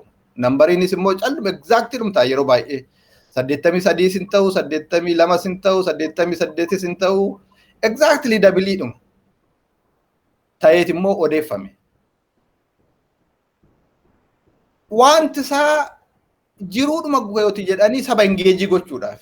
Malee 84 kaara meetiriin Oromoodhaa ijaarameefis 42 maaraa waan jedheef warra maaraatiifis wanti inni geeddaru hin jiru saba maaraatii fi warra saba Oromootiifis wanti inni geeddaru hin jiru. Kuni tapha qumaara siyaasaati.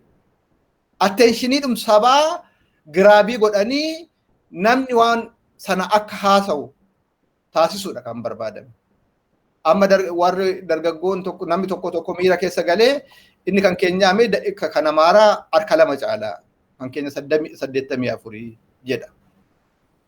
Kaan immoo keessumayyuu fageesseeti Finfinnee keessatti mee lafa qabachuu turre jira Oromoon kanaaf baay'ifamee hojjetama jedhu.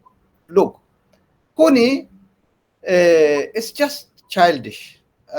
Maaliif yoo jette Finfinneen kan Oromooti jenneerra. Lafa Oromooti, handhuura Oromooti, handhuura Oromiyaati. Turee bulee maalis ta'ee burjaajees karaa kamiinis bahee lafa Oromummaansaa waan gaaffii keessa galuu miti. Lafa kan koo ta'e ollaa kootu dhufee irratti ijaarrata jedhee saamicha lafun koon saamaa jechaadha. Saamicha oliif gad dafquun narra hin jiru. Lafti koo kanuma kooti. Ollaan koo lafa koo dhufee fudhatee irratti ijaarrate yoo ta'e iddan irratti ijaareeyyis ijaarsi waan irratti gamoo irratti ijaarame sanaan wajjin fudhachuu maaltu dhoowwu humna qabaatee lafa duwwaa irratti soo dhimma ijaarrata.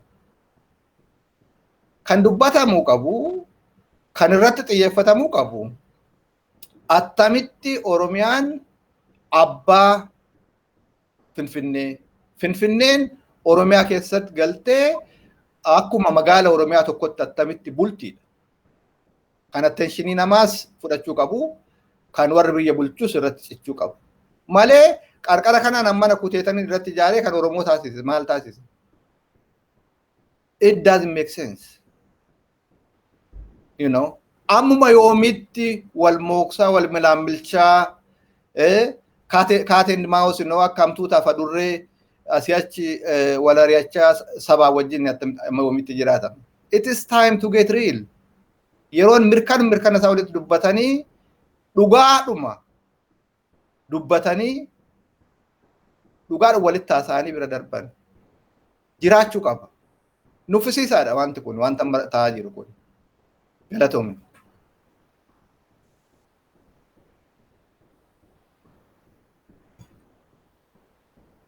In dhaga'u waaniif.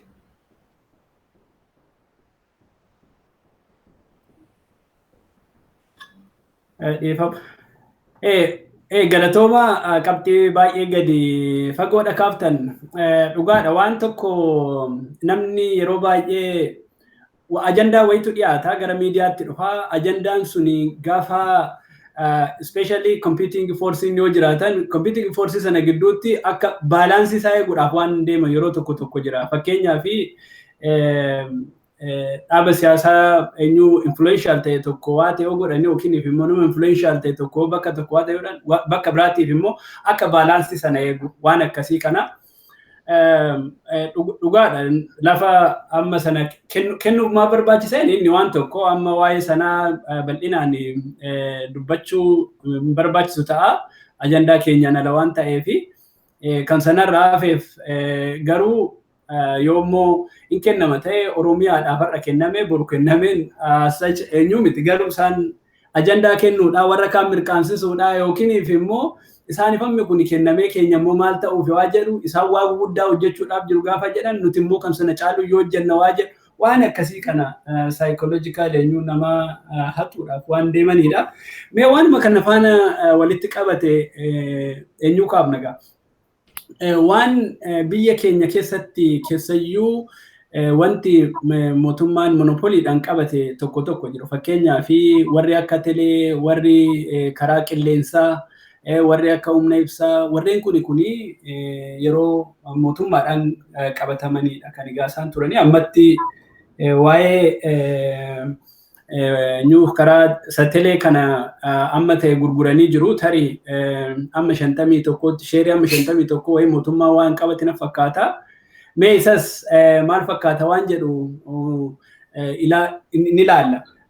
Maal jechuun barbaada garuu asirratti amma erga sila yeroo warraasa dinagdee Oromiyaa kana keessatti mootummaan ofiidhuma isaatiif uummata irraa karaa garaagaraatiinis gargaarsaanis haa ta'u bifa gibiraatiinis haa ta'u bifa maaliitiin maallaquma uummata irraa walitti guuree ofii isaatiif immoo fuudhee investi godha.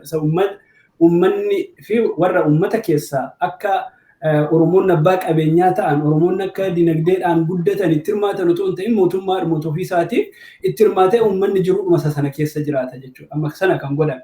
Amma isa kana keessa gaafa dhufnu naannoo telee kanarratti naannoo karaa qilleensaa kana akkasumas humna elfaa kan Itoophiyaa keessatti egaa amma dinagdeen jiru namni jiruun baay'ee qaalawee waan kaffaluu waa'ee hedduu dadhabee isaan kun kaffaltii dhumarratti baatii dhumarratti kaffalama yeroo baay'ee keessa kanneen fi kan telee kuni namni baay'een hanga yeroo dhiyootti fayyadamaa miti. Ammas egaa kabareejiin isaa kanuma beekamu maal jechuufani warreen kanarratti mootummaan yoo dhiyeessu tarii humna kaffaluu lammii biyya sana ilaalcha keessa galchee fakkeenyaaf dhiyeessa ibsaa irrattuu ta'e namni dhuunfaa tajaajila qulqulluu ta'e yoo private investor yoo ta'e qulqullina waa qabu dhiyeessuu danda'a wanta gatii ittiin ol kaasuu danda'u garuu sana booda immoo gatii ol kaasaa jechuudha. Wantoonni kuni subsidii kennuu fi dhiisuu irratti jechuudha. Isa tokko isa faana wal qabsiisatti teleen gara privatization kanatti jijjiiramuun warri biraatis akkanumatti akka karooratti kan jiranii fi mootummaan kun yeroo argate hunduratti illee gochuudhaaf kan jiru mee isaanis ilaalle mootummaan kuni kan mootummaan Itoophiyaa kana gochuun uummata biyya sanaatiif waa gargaaruuf immoo mootummaadhaaf waa gargaaruuf mee kana akkuma waliigalaatti akkamitti ilaaltu?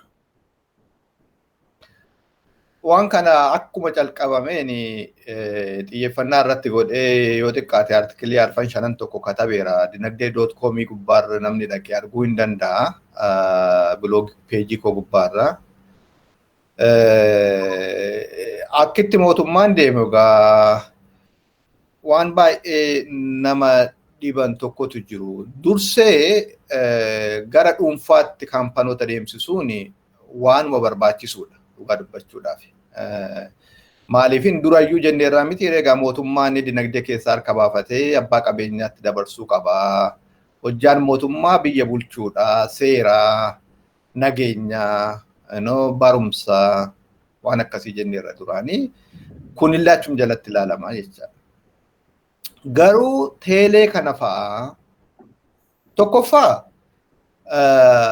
otoodhuma kan tokko isaa keessa hin seeniini isa dura mootummaa harka jiru kan akka teelee kan akka ibsaa kan akka airlaayinii kana fa'aa duran calqabamu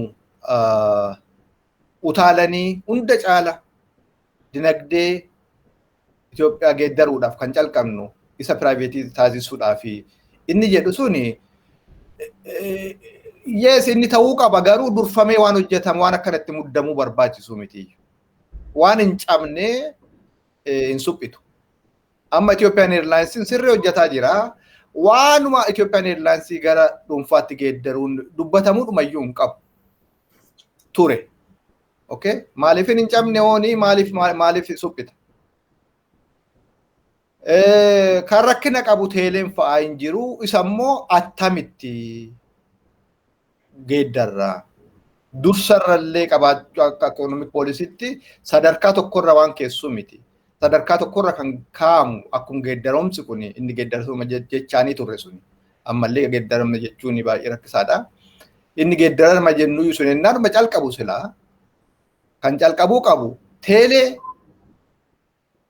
elpaa maal dhuunfaan taasisa jechuudhaan otoo hin taane baadiyyaa Itiyoophiyaa akkamittan geeddara. Duula guddaan akkamittiin lafaa fi qotee bulaa walitti qabsiisa. Attamin maallaqni baadiyyaa irratti waan ta'e attamitti qabeenyi uumamaa waan ta'e hojjaa attamittan uuma. Sanarraa kan jalqabuu qabu. Anyway, isaan dhaqanii isa turamee suuta jedhamee hojjetamu irratti dhaqanii cichanii. Idda cichanii booda teelee kana maal godhanii durumayyuu ofii isaaniitiif dhuguma dinagdee Itiyoophiyaatiif barbaachisa jedhanii otoo hin taane doolaarii barbaadame. Doolaarii ijaa barbaadan immoo warra abbaa qabeenyaa biyya alaa kunis immoo Itiyoophiyaa kana aseetota jiran qabeenya jiran kana harka ofii galchuu warra barbaadanii danuutu turanii. Biyyi hundumtuu keessa galanii waan jiru kana hin bibbitatu Itiyoophiyaa duwwaadha kan didee ture. Zamana wayyaanee kana warri wayyaanee immoo kan didanii fi dhuguma Itiyoophiyaadhaa tolanii otoo hin taane dinagdicha ofii isaaniitii ijaa barbaadaniif. Anyway, maaliifin waa'ee dinagdee Itiyoophiyaa dubbachuun yookaan waan Itiyoophiyaa dubbachuun shunkurtii quncisuudha yeroo baay'ee akkan jedhe. Innaa tokko innaa waan jette calluma jetteeti ammas isa kan biraatti baata. Anyway, isa warri wayyaanee kan didanii turanii fi waan gaarii hojjetan waan gaarii kan hojjetaniif immoo waan dabaa ittiin hojjechuudhaaf wal keessa laaqamaadha dubbiinsa. Anyway, dhaqanii eelpaa kana fa'aatti galan. Egaa mee garuma eelpaattanii xiyyeeffadha. Eelpaan natural monopoly waan jedhamu tokkodha. Public utility'n kuni eelpaan jedha teelee sorry. Eelpaanis teeleenis moodeliin isaa tokkuma. Public utility dha jechuudha. Natural monopoly yoo jettu investmentii guddaa qaba wanti kun. Teelee yoo ijaartu infraastiraakchariin kun iddoo hundatti taaworii ijaarta, iddoo hundatti keebilii keessa, iddoo hundatti waan jettaa heavy waanidha qaba. Kaapitaala qaba. Biitti successfully biizinasoota akka teelee fakkaatan kana geeddaranii gara dhuunfaatti galchanii steeppiin keessa darban beekamaa tokkotu jira. Yoo sirriidhumatti dhugaadhaan hojjannaa jedhame tokko. Inni tokko teelee kana iddoo lamatti cabsita. Inni tokko infraastiraakchariidha. Infraastiraakchariin kuni waan isaa suphuu, neetworkii isaa suphuu, keebilii isaa diriirsuu, waan kana fakkaatu. Okay? Isteeshinii iddoo adda addaatti ijaaruu, babal'isuu, kun investimentii cimaadha. Inni ebeeluttan kennaa waan jettuu miti. Walitti hidhatee ijaajiruufu. Maal godhu bitti baay'eeni gartokkeessaa harka ofiitti hambisu. 51%. 49%dha gara dhuunfaatti dabarsu. Keessaa warri muuxannoo qaban biyya alaati warri dhufan kuni neetworkii kan attamitti akka diriirsan, faayibar optikii kan attamitti akka hojjetan muuxannoo guddaa ijaa qabanuufu dandeettii isaanii fi qabeenya isaanii fi horii isaanii wanti kun hundumtuu biyya alaatii galaa doolaarii isaanii bitanii dhufanii akka diriirsanii fi hojjaa keessa galchita jechaadha. So karaa inni kuni omaa biizinasii kompetiishinii dorgommii keessa galuu miti. Mootummaa harkatti hafaa biyya alaa gartokkeensaa hin fudhataa. Attamitti mootummaan kaampanoota alaa dhufanii investii godhan kanaan faana akka hojjetu kan to'atu agency wayiin uumamaa akkasitti deemaa jechaan. Amma biizinesiin kun iddoo lamatti citeete egaa inni kun gara investimentii isaatiiti. Isa hafee sim kaardii kukkutanii gurguruu maal gochuun kuni privatizing goota. Service component jedhama. Infrastructure component fi service component. Inni servicing kuni kaampanii tokko duwwaatti miti kan kennitu, kaampanii danuutti kennita. Kaampanii tokko yookaan lama Itoophiyaan gara Itoophiyaatti otoo hin deemin kaampanii danuutti kennita. Kaampanii danuutti wanti kennituu fi waan ati innaa calqabdu jette sana rakkina sana hiikuudhaaf. Yoo kaampanii tokko lamatti kennite walii galaniiti gatii waa'ee qotee bulaa keenya innaan calqabu maalan siin jedhe. Naggaadeen magaalaa danuu nama lama nama sadii ta'aniifu gatii walii galanii walitti qisaniiti gabaa baadiyyaa kan ba'anii. Amma barbaadan kennaniiti irraa bitu gatii rakasiisaniiti. Amma barbaadan immoo innatti gurguran dabalaniiti itti gurguru. Walitti hin bu'anii, wal beeku, walii galuu sana. Kan ta'ellee kanuma. Akka isaan walii galanii sabarratti gatii hin daballeef kaampanii 3-4-5 taasifte. Dirqama waliin morku. Innaa waliin morku bakka morkiin jirutti, gabaa morkiin jirutti, gabaa namni dhiyeessu danuu ta'etti kan olaantummaa qabu isa bitu. Filatee bita. Abbaa gatii gadi buusu irra bita. Abbaa airtime gadi buusee gurgurutti. Isaanuu walirraa otoo hin citiin nuti mana gadi buufne irraa gar keenya koottaa jedhanii dorgommii beeksisa baasu. Inni kaanis akkasumatti gadi buusa. So sabni in hubamu competition ijaa keessa galeefoo. Akkasitti egaa ani kan inni irra deddeebi'ee mootummaan kun irigitarii yoo dubbisan jedhee tokkoffaa iddoo lamatti jira. Lammata isa competitionii sana immoo nama danuutti kaampanii danuutti kenna. Dorgommiitu dhufa. Dorgommii sana keessa sabni tajaajila gaarii argata. Gatii sirriitti madaaluun itti jiraata. Sadaffaa isa biyya sim kaardii kukkutanii airtime gurguran kan biyya alaatii namni dhufuun hin barbaachisu. Kan Itoophiyaan barbaaddu biyya alaatii nama kan barbaaddu fiber optikii infrastructure isaa lafarra kaa'uu teknoolojii isaa sirriitti tolchuu isa duraa sana isa infrastructure component sanaa fi biyya alaatii namni kan barbaadamuuf malee sarviisii kennuudhaaf sim kaardii kutee haadha kootti gurguruudhaaf maaliif kun baadiyyaan tokko biyya alaatii dhufu. Namnumti biyyaa walitti dhufee kaampaanota adda addaa uumee teelee kaampanii amma baankii Itoophiyaa yoo argite Oromiyaa International,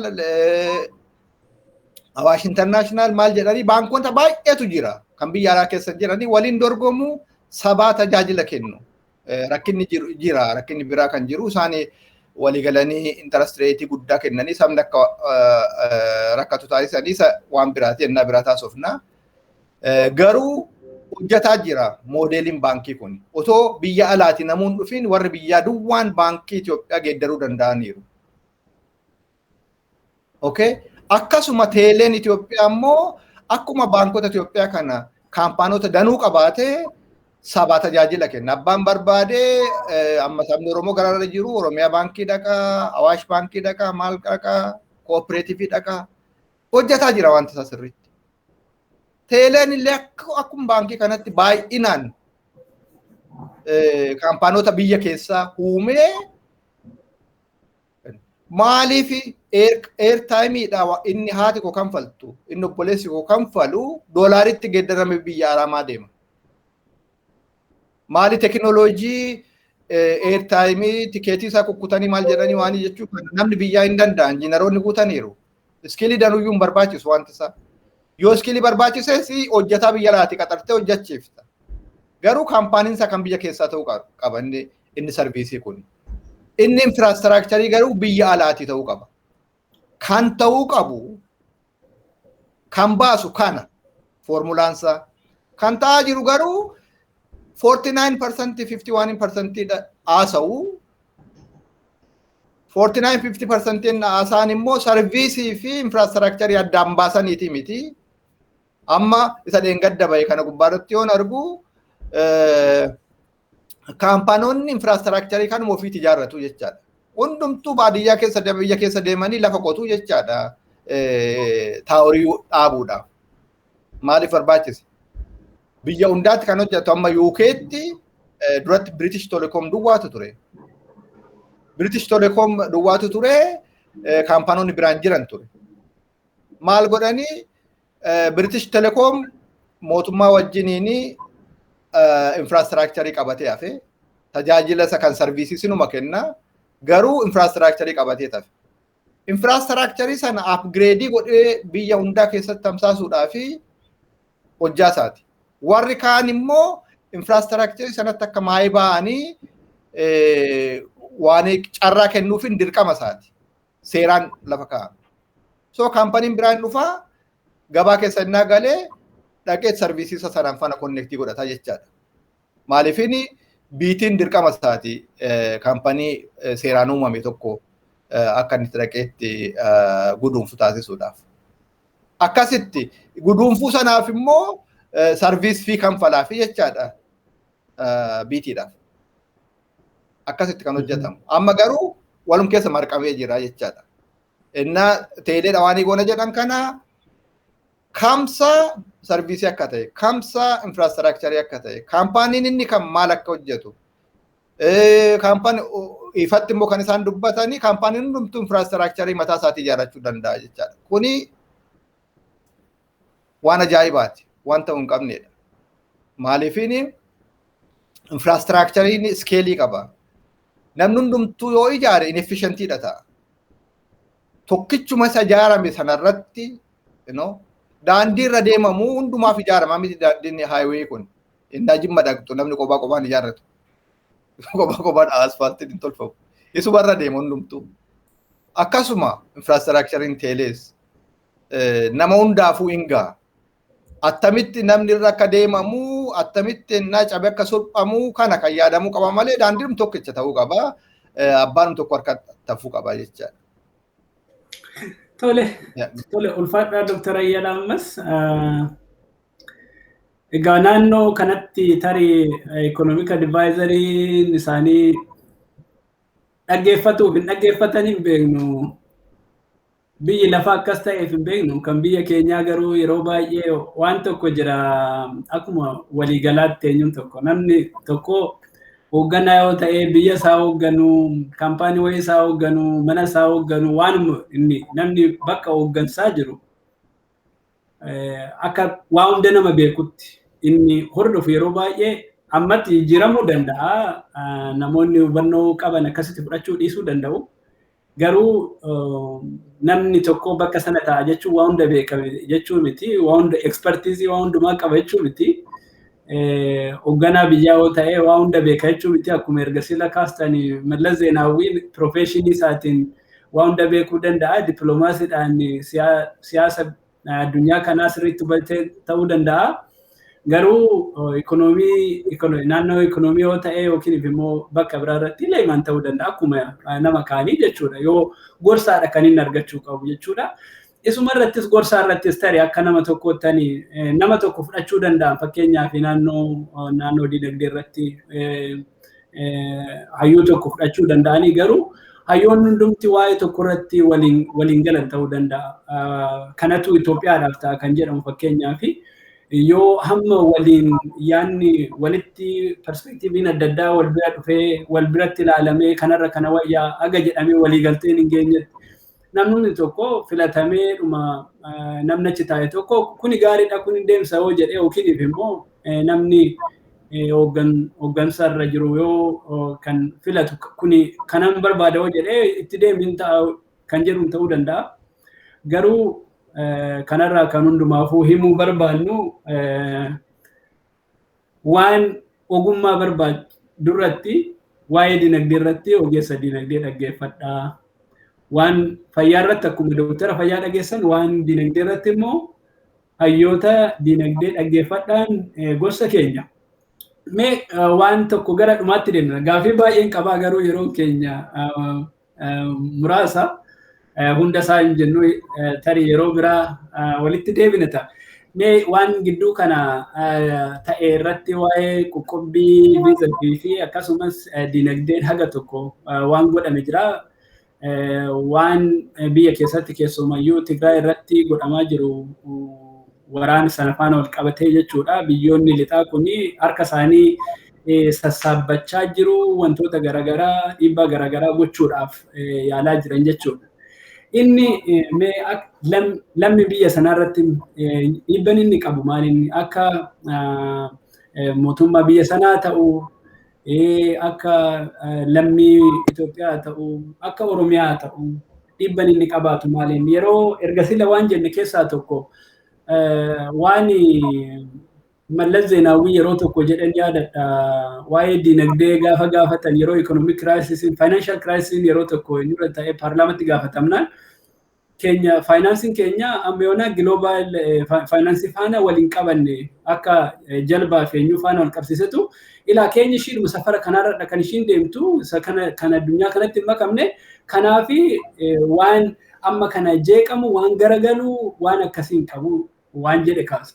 Maal jechuufanii haga yoonatti wanta karaa garagaraatiin gara biyyaa seenu biyyoota dureeyyii kanarraa gargaarsaan kan argamus ta'e biyya keessatti karaa garagaraatiin wanti argamu qaamotuma muraasa gidduuttidha kan tajaajilu uummata bal'inaan hin qaqqabu. Ammas dhiibban alarraa godhamu kuni duraanuu uummanni irraa fayyadamaan turre waan ta'eefi ammallee dhiibban kuni uummata biyya sanarratti ta'e mootummaa biyya sanarratti dhiibbaa guddaa akkamiin mee ilaalama mootummaa irratti akkasumas uummata irratti qoqqobbiin kun? Galatoomi wanti isaa baay'ee wal xaxaadha. Waa'ee Itoophiyaa yeroo baay'ee yoo haasofnu kalarii lama duwwaadhaan nu wayyamama akka haasofnu yookaan gurraacha yookaan adiidha.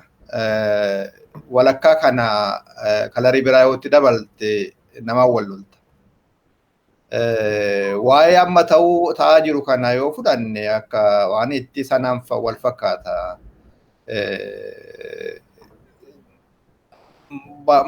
Tokkoffaa mee saba inuu baay'ee nubuu dubbanne biraa darbinu.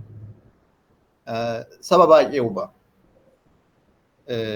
Omaa isa akkannaa financial crisis sana fa'aallee miti. Financial crisis sana mallas baankonni keenya biyya alaa faana wal quunnamtiin qabanii mirkanni wayii achi keessa jira. Garuu mirkanni sunni kan dubbatame waan daba wayii of keessaa qaba malee.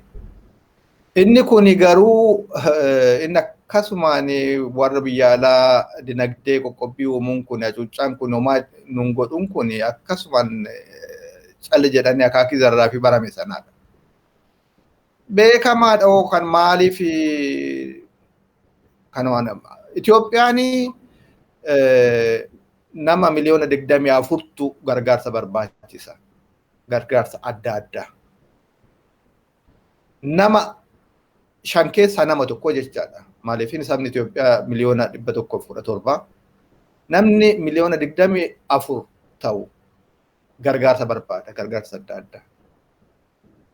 Sana keessa gartokkeensaa day to day waan nyaatee bulu miliyoonni 12 gaafuma gargaarsa cite agabuu bula miliyoonni 12 saba danuudha kun bitti baay'een sabni isaanii guutuutti miliyoona 12 ta'u kanaafuu biyya miliyoonni 10 ol waan nyaatuuf gargaarsa biyya alaa isa barbaachisu keessatti lakki waan talaa dhufu kuni waan baay'ee nama qaanessu dhageenya.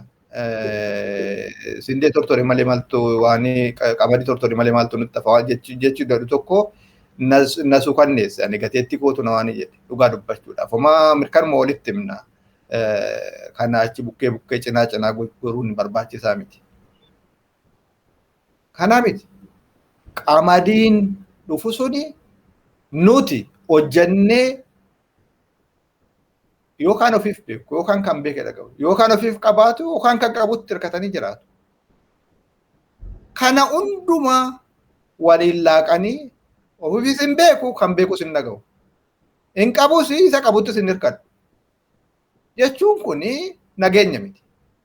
Kuni dhibeedha. Kanaafuu inubaa yoo jedhame homaa shakkii hin qabu. Yoo xiqqaate karaa nyaataatiin, karaa food aid'iitiin. Akkan jedhee inni kaanii miliyoonni inni walakkaan isaa hin dhabe. Itiyoophiyaa keessatti waggoota baay'ee darban kana keessa productive safety net wanti jedhamu tokko keessatti asii gad awwaalamee akka gargaarsa nyaataatti akka hin ilaalamnee fi akka dinagdeetti akkuma waan guddina hojjetamutti akka dhofkamee kennamu taasifamee maqaan isaa geeddaramee productive safety net jedhamee fi namni miliyoona 8 dhaabbataan bara baraan alaa midhaan dhufee kennameef jiraatu. Yookaan immoo horiin kennameefiiti biyya keessa bitatanii jiraatu. Miliyoonni ammasuma immoo ennuma nagaatu jecha waan ennuma nagaatu miliyoonni akka 10 kan ta'u immoo iddoo ta'etti beelli galeeti biyya alaati gargaarsi dhufee midhaan gara biraa yookaan biyya alaati dhufee yookaan biyya keessaa bitamee yookaan ollaadhaa bitamee dhiyaata. Rakkina ammana hin jedhamnetu jira. Warri biyya alaa gargaarsa isaanii yoo acuucaa kanaan dhaabbanii sana hundatu burjaajaa jechaadha. Yes, iddoo rakkinni cimaan jirutti nama nyaatu fa'aadhaaf hin dhaabnu waan jedhan tokkotu jira. Afaaniin kanaa jedhamu malee akkuma durattiitti qixxeeruma duratti sanatti fufanii hojjetu jechuun hin danda'amu. Sana duwwaa miti. Mootummaan bajeta isaa hunda kan ittiin hojjetu, kan ittiin hospitaalonni warraaqanii wanti hospitaalota barbaachisu kun hundumtuu wanti mana barumsaati barbaachisu wanti waan meeqa industiriyoonni keemikaala isaan barbaachisu wanti ittiin oomishan kun hundumtuu mi'a biyya alaati galuudha. Doolaara barbaachisa. Doolaarri sun eessaa dhufa? Doolaara baankii fa'aarraa liqeeffatu, baankii addunyaa fa'aarraa, IMF fa'aarraa liqeeffatu. Inni Ameerikaa harka jira. Next step isa dhaabu. Amma iddisila waa'ee teelee taasaa turre. Walii galamee miliyoona 850 konsortiyamiin tokko teelee akka bitu kaampaaniin tokko laayisensiin kennamee fi laayisensiin suni dhumee horiin as darbuudhaa fi guyyaan maddee yoo hafu Ameerikaanii qoqqobbii kana acuuccaa kana dikleerii goote. Gaafuma sana bariitu Bloomberg akka gabaasetti gaafuma sana bariitu kaampaniin inni UKdha konsortiyamii sana keessa jiru Safaricom faana kan konsortiyamii sana keessa jiru kaampaniin suni horii kan liqeeffatu financial institution USC jiru tokko harkaa ture.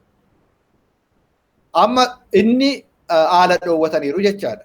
Which means inni gurguraan teeleen laayisensiin kennamee fi horii miliyoona ammanaatu gala jedhame sun illee amma gaaffii keessa galeera jechaadha. Ishin kun ishii calqabaate. Ittaanee doolaari biyyatti yaa'u kana hundumaa naannanii tubboo ishii cufu. Kana jechuun hospitaala keessatti nama yaaluu hin danda'amu jechaadha miin alaa hongalu. Faaktaroonni roo maateriyaalii biyya alaati galfachuu hin danda'anii jechaadha. Kuni waanumayyuu gaaffii keessa galuu miti baay'eedha huba. Iddan kana jedhee booda waa'ee dinagdeetiin biyya inu baddan jedheen booda qoqqobbiin kun akkitti inni lafa kaa'ame kuni waan na quqquuqudhanuu tokkotu jira dhuga dubbachuudhaaf.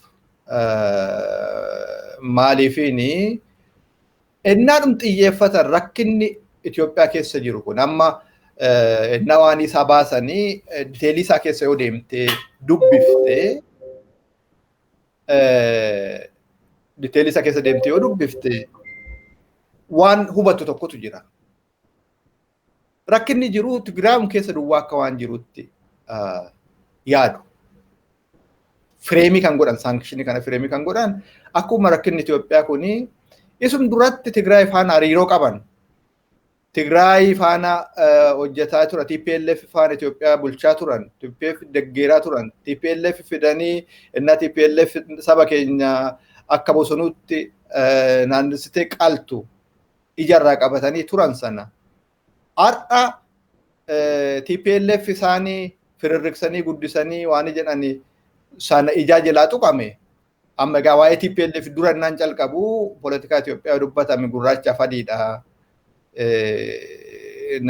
Baay'ee nama dhibaa akka itti dubbatan akka nyaacha mooraa jedhu na dhibaa jechaan dubbadhe waan nama TPLF dubbadhu kana yeroon isaa yeroo TPLF itti waqasanii miti. Garuu ani amma TPLF waqasaatee miti kanan jiru. Warri qoqqobbii kana lafa kaa'anii akkuma waan mootummaa fi TPLF walitti fiduudhaaf jarana walitti deebi'aa siyaasaa isin araarsinaa. Rakkina gargaarsa Tigraay keessaas fuulduraan dhaabbatiina TPLF fi mootummaa waliigalaati. Sana booda immoo gara araaraatti deemna jedhanii yeroo isaanii guddaa harka 90 kan fixan waan akka siyaasaati. Rakkinni ennaa kana jedhan egaa rakkinni Itiyoophiyaa isa duwwaadha jedhanii waan haasaan fakkaata. Rakkinni Oromiyaa keessa jiru amma barana congressional hearing foreign relation committee congressional hearing ture. Sana gubbaarratti waan baay'eetu dubbatame. Namoota lamatu yaada kennuudhaaf witness ta'anii dhiyaatanii tokko Africa Desk assistant itti aanaa waanidha jechaadha. Acting headidha Africa Desk kana. Ambassador Godek, I think, akkasuma fakkaata. Namni kuni wanti inni haasa'u waan baay'ee nama ajaa'ibe. Yeroo baay'ee irra deddeebi'ee calqabee amma dhumutti rakkinni jiru rakkinuma Tigraay keessa jiru duwwaadha taasiseeti kan inni haasa'aa ture. Senator Kun dubbiin kun isa quuqeeti. Tigraayin alas mee rakkinni jira. Dargaggoonni Oromoo warri Prime Minister Abiy aangoorra kaa'anii gartokkeen isaanii hidhamanii gartokkeen isaanii bosona seenaniiru. Sanarratti maal jetta jennaan waan san dubbachuu hin feene. Achuma irraa qabe. Booda immoo namichi inni cheerii godhu Senator Menendez itti aanee mee Tigraay haala immoo rakkina jiruus haasa'ii jedheen. Achirratti tarumayyuu waan ajaa'ibaa dubbate. Maal jedhaa? Rakkinni gara biraas mee guuteera. Itini kilaashiin kuni namni waanidhaan wal lolaa. Gosa addaan hirameeti wal waanii jedhaa. Gara irra caalu immoo marga fa'aa irratti wal loluu. Lafa bishaanii fa'aa irratti wal loluu. Isuma duratti beekame tokko. Kanaafuu isa fa'aa irratti immoo iddoo margaa fi iddoo maal irratti wal lolaan USAID'n keenya muuxannoon qabannaa hin gargaarra karaa sanaatiin jedhee shimxitti godhe jedhu achumarraa gore rakkina isa kan Oromiyaa keessa jiru kana rakkina isa mootummaan Itoophiyaa saba waan kaan faana qabu waan Beenishaangul keessatti ta'aa jiru waan Wallagga keessatti ta'aa waan Gujii keessatti ta'aa jiru kun wallaallee yookaan beekatumarraa achi haala qabataa nagaduu hin dandeenye. So sanction kun fireemii yoo godhamu rakkina Itoophiyaa especially kan USA warra Awurooppaa kaleessaa farra kan baasaa jiran waan rakkina isa bal'aa isa guddaa Itoophiyaan qabdu bukkeetti dhiisaniiti dhugaa isaaniitis immooni wanti muddaan amma Tigraay keessa waan jirudha.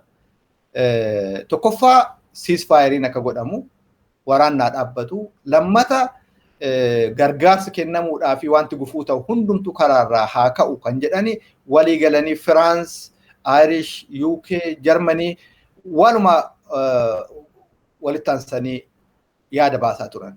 Bareedduudha. I agree. Kuni fudhatama waan qabudha. Garuu inni akkuma jirutti ta'ee rakkina isa kaanoo hiikuudhaaf wanti godhaa jiru yoo jedhame wanti hin beeku hin jiru karaa warra Awurooppaatiin.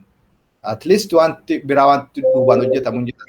Garuu wanta amma isaan ariitiidhaan haasaa jiran kuni isa kan Tigraayitti xiyyeeffatee haa ta'u sana kan isaanii nan fudhaa. Kan Ameerikaa hin laaqame, waliin laaqan.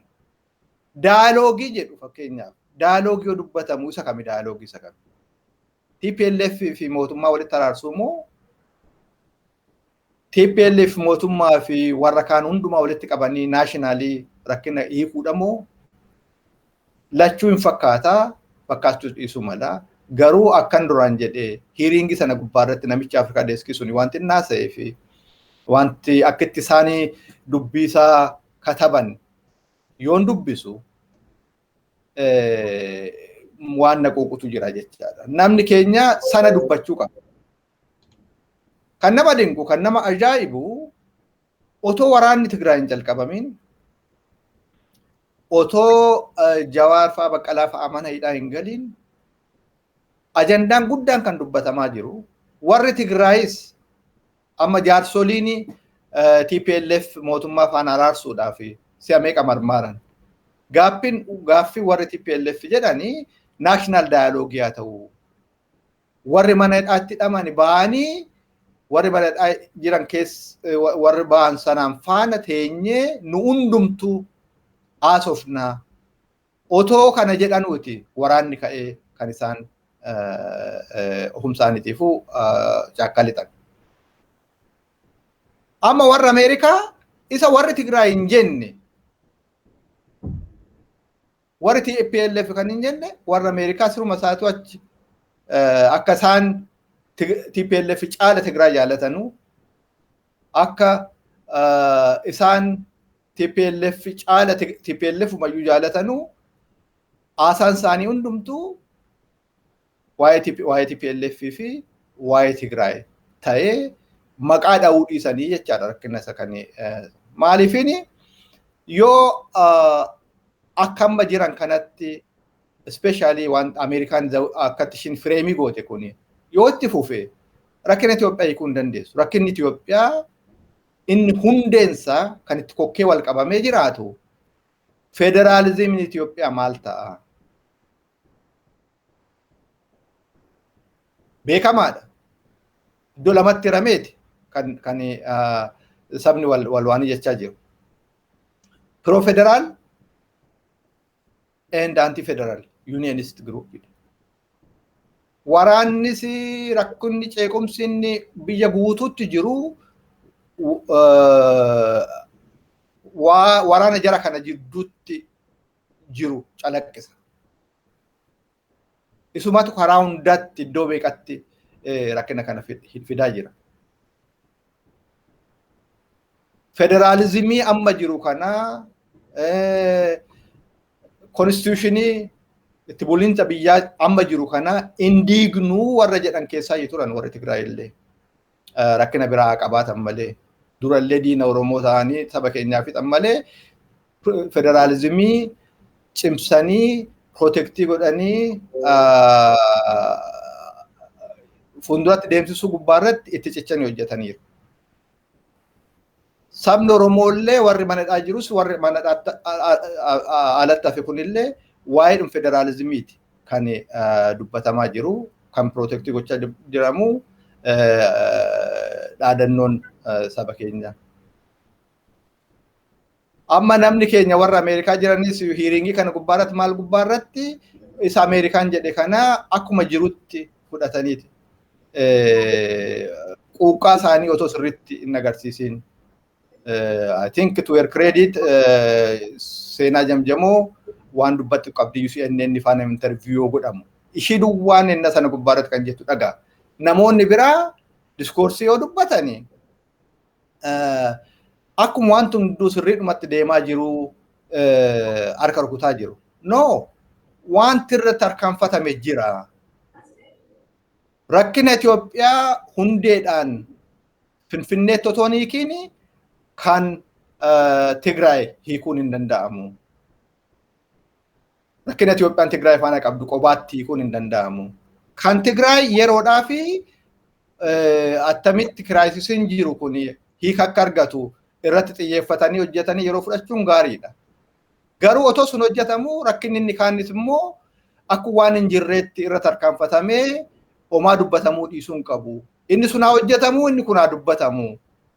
Kanaafuu akkasitti ilaalamuu qaba. Dogoggora qabu akka itti saankishinii isaanii fireemii godhanii waan baasdii ta'e tokko waan ilaalcha jallate tokko of keessaa qaba. Especially kan Ameerikaa jechuun barbaada. Tole, Dr. Ayyalaa baay'ee galatooma. Egaa waan dhiibbaa qabaachuusaa sirriidhumatti jala sadartanii ibsataniirtu gadi fageenyaan akkamitti akka tuquu danda'u isarratti uummanni keenya waan kana beekuun barbaachisaadha. Mootummaan Itiyoophiyaa afaan dippiloomaasii illee dhiisaniiru. Kanaaf waanuma barbaadan jedhu akkuma nama aaree wayiitti akkasumatti dudubbatu akka waan sodaachisan illee fakkaatu. Garuu gara naanis haa ta'u gara siinii qaamoleen baay'een kan argaa jirru waanuma hayyoonni siyaasaa Itoophiyaa yeroo baay'ee dubbataa turan waan national all inclusive dialogue isaan jedhan ammallee barbaachisaadha. TPLFs jalqaba araara dide kan jedhan araara miti kan dide nuti mootummaa faana wal dhabbee addaan qabnu garuu waan kanarratti immoo walii galtee otoo hin ta'in mariin biyyoolessaa taasifamuudha qaba nu qofaanii miti waan jedhudha. Ammallee rakkina Itoophiyaa yoo furuu barbaadan kan diinagdees haa ta'u kan siyaasas haa ta'u kan hawaasummaa ta'u rakkinni amma jiru kun furamuu kan danda'u marii qofaan akka ta'edha. Kana baay'ee ulfaadhaa baay'ee galatooma. Yeroo keessan fudhattanii marii akkas gadi fagoo waan nu waliin taasiftaniif maqaa dhaggeeffattoota Jaarraa miidiyaatiin baay'ee ulfaadha. Yeroo biraas immoo akkanuma walitti deebinee wantoota hafan irratti waan isin gadi fageenyaan irratti hojjettan dhiyeessuudhaaf abdii qabna. Kanumaanan nagaa isinitti dhaammadhaa ulfaadhaa nagaa ta'a. Kabajamtoota galatooma naaf heeruu keessanii fi anis baay'een natti tolee dhufee isin faana haasa'uu kootii fi jabaadhaa. Galatooma. Galatooma. Ayyee kabajamtoota dhaggeeffattoota Jaarraa miidiyaa sagantaa keenya har'aa waa'ee dinagdee Itoophiyaatii fi akkasumas qoqqobbii dinagdee Itoophiyaa irratti biyyoonni dhiyaa godhan ilaalchisee sagantaa qopheeffannee asumarratti xumurree jirra. Hanga dhuma sagantaa keenyatti waan nu hordoftaniif galatooma yeroo gaarii qabaadhaa. Hanga yeroo dhufnu walitti deebinutti yeroo gaarii.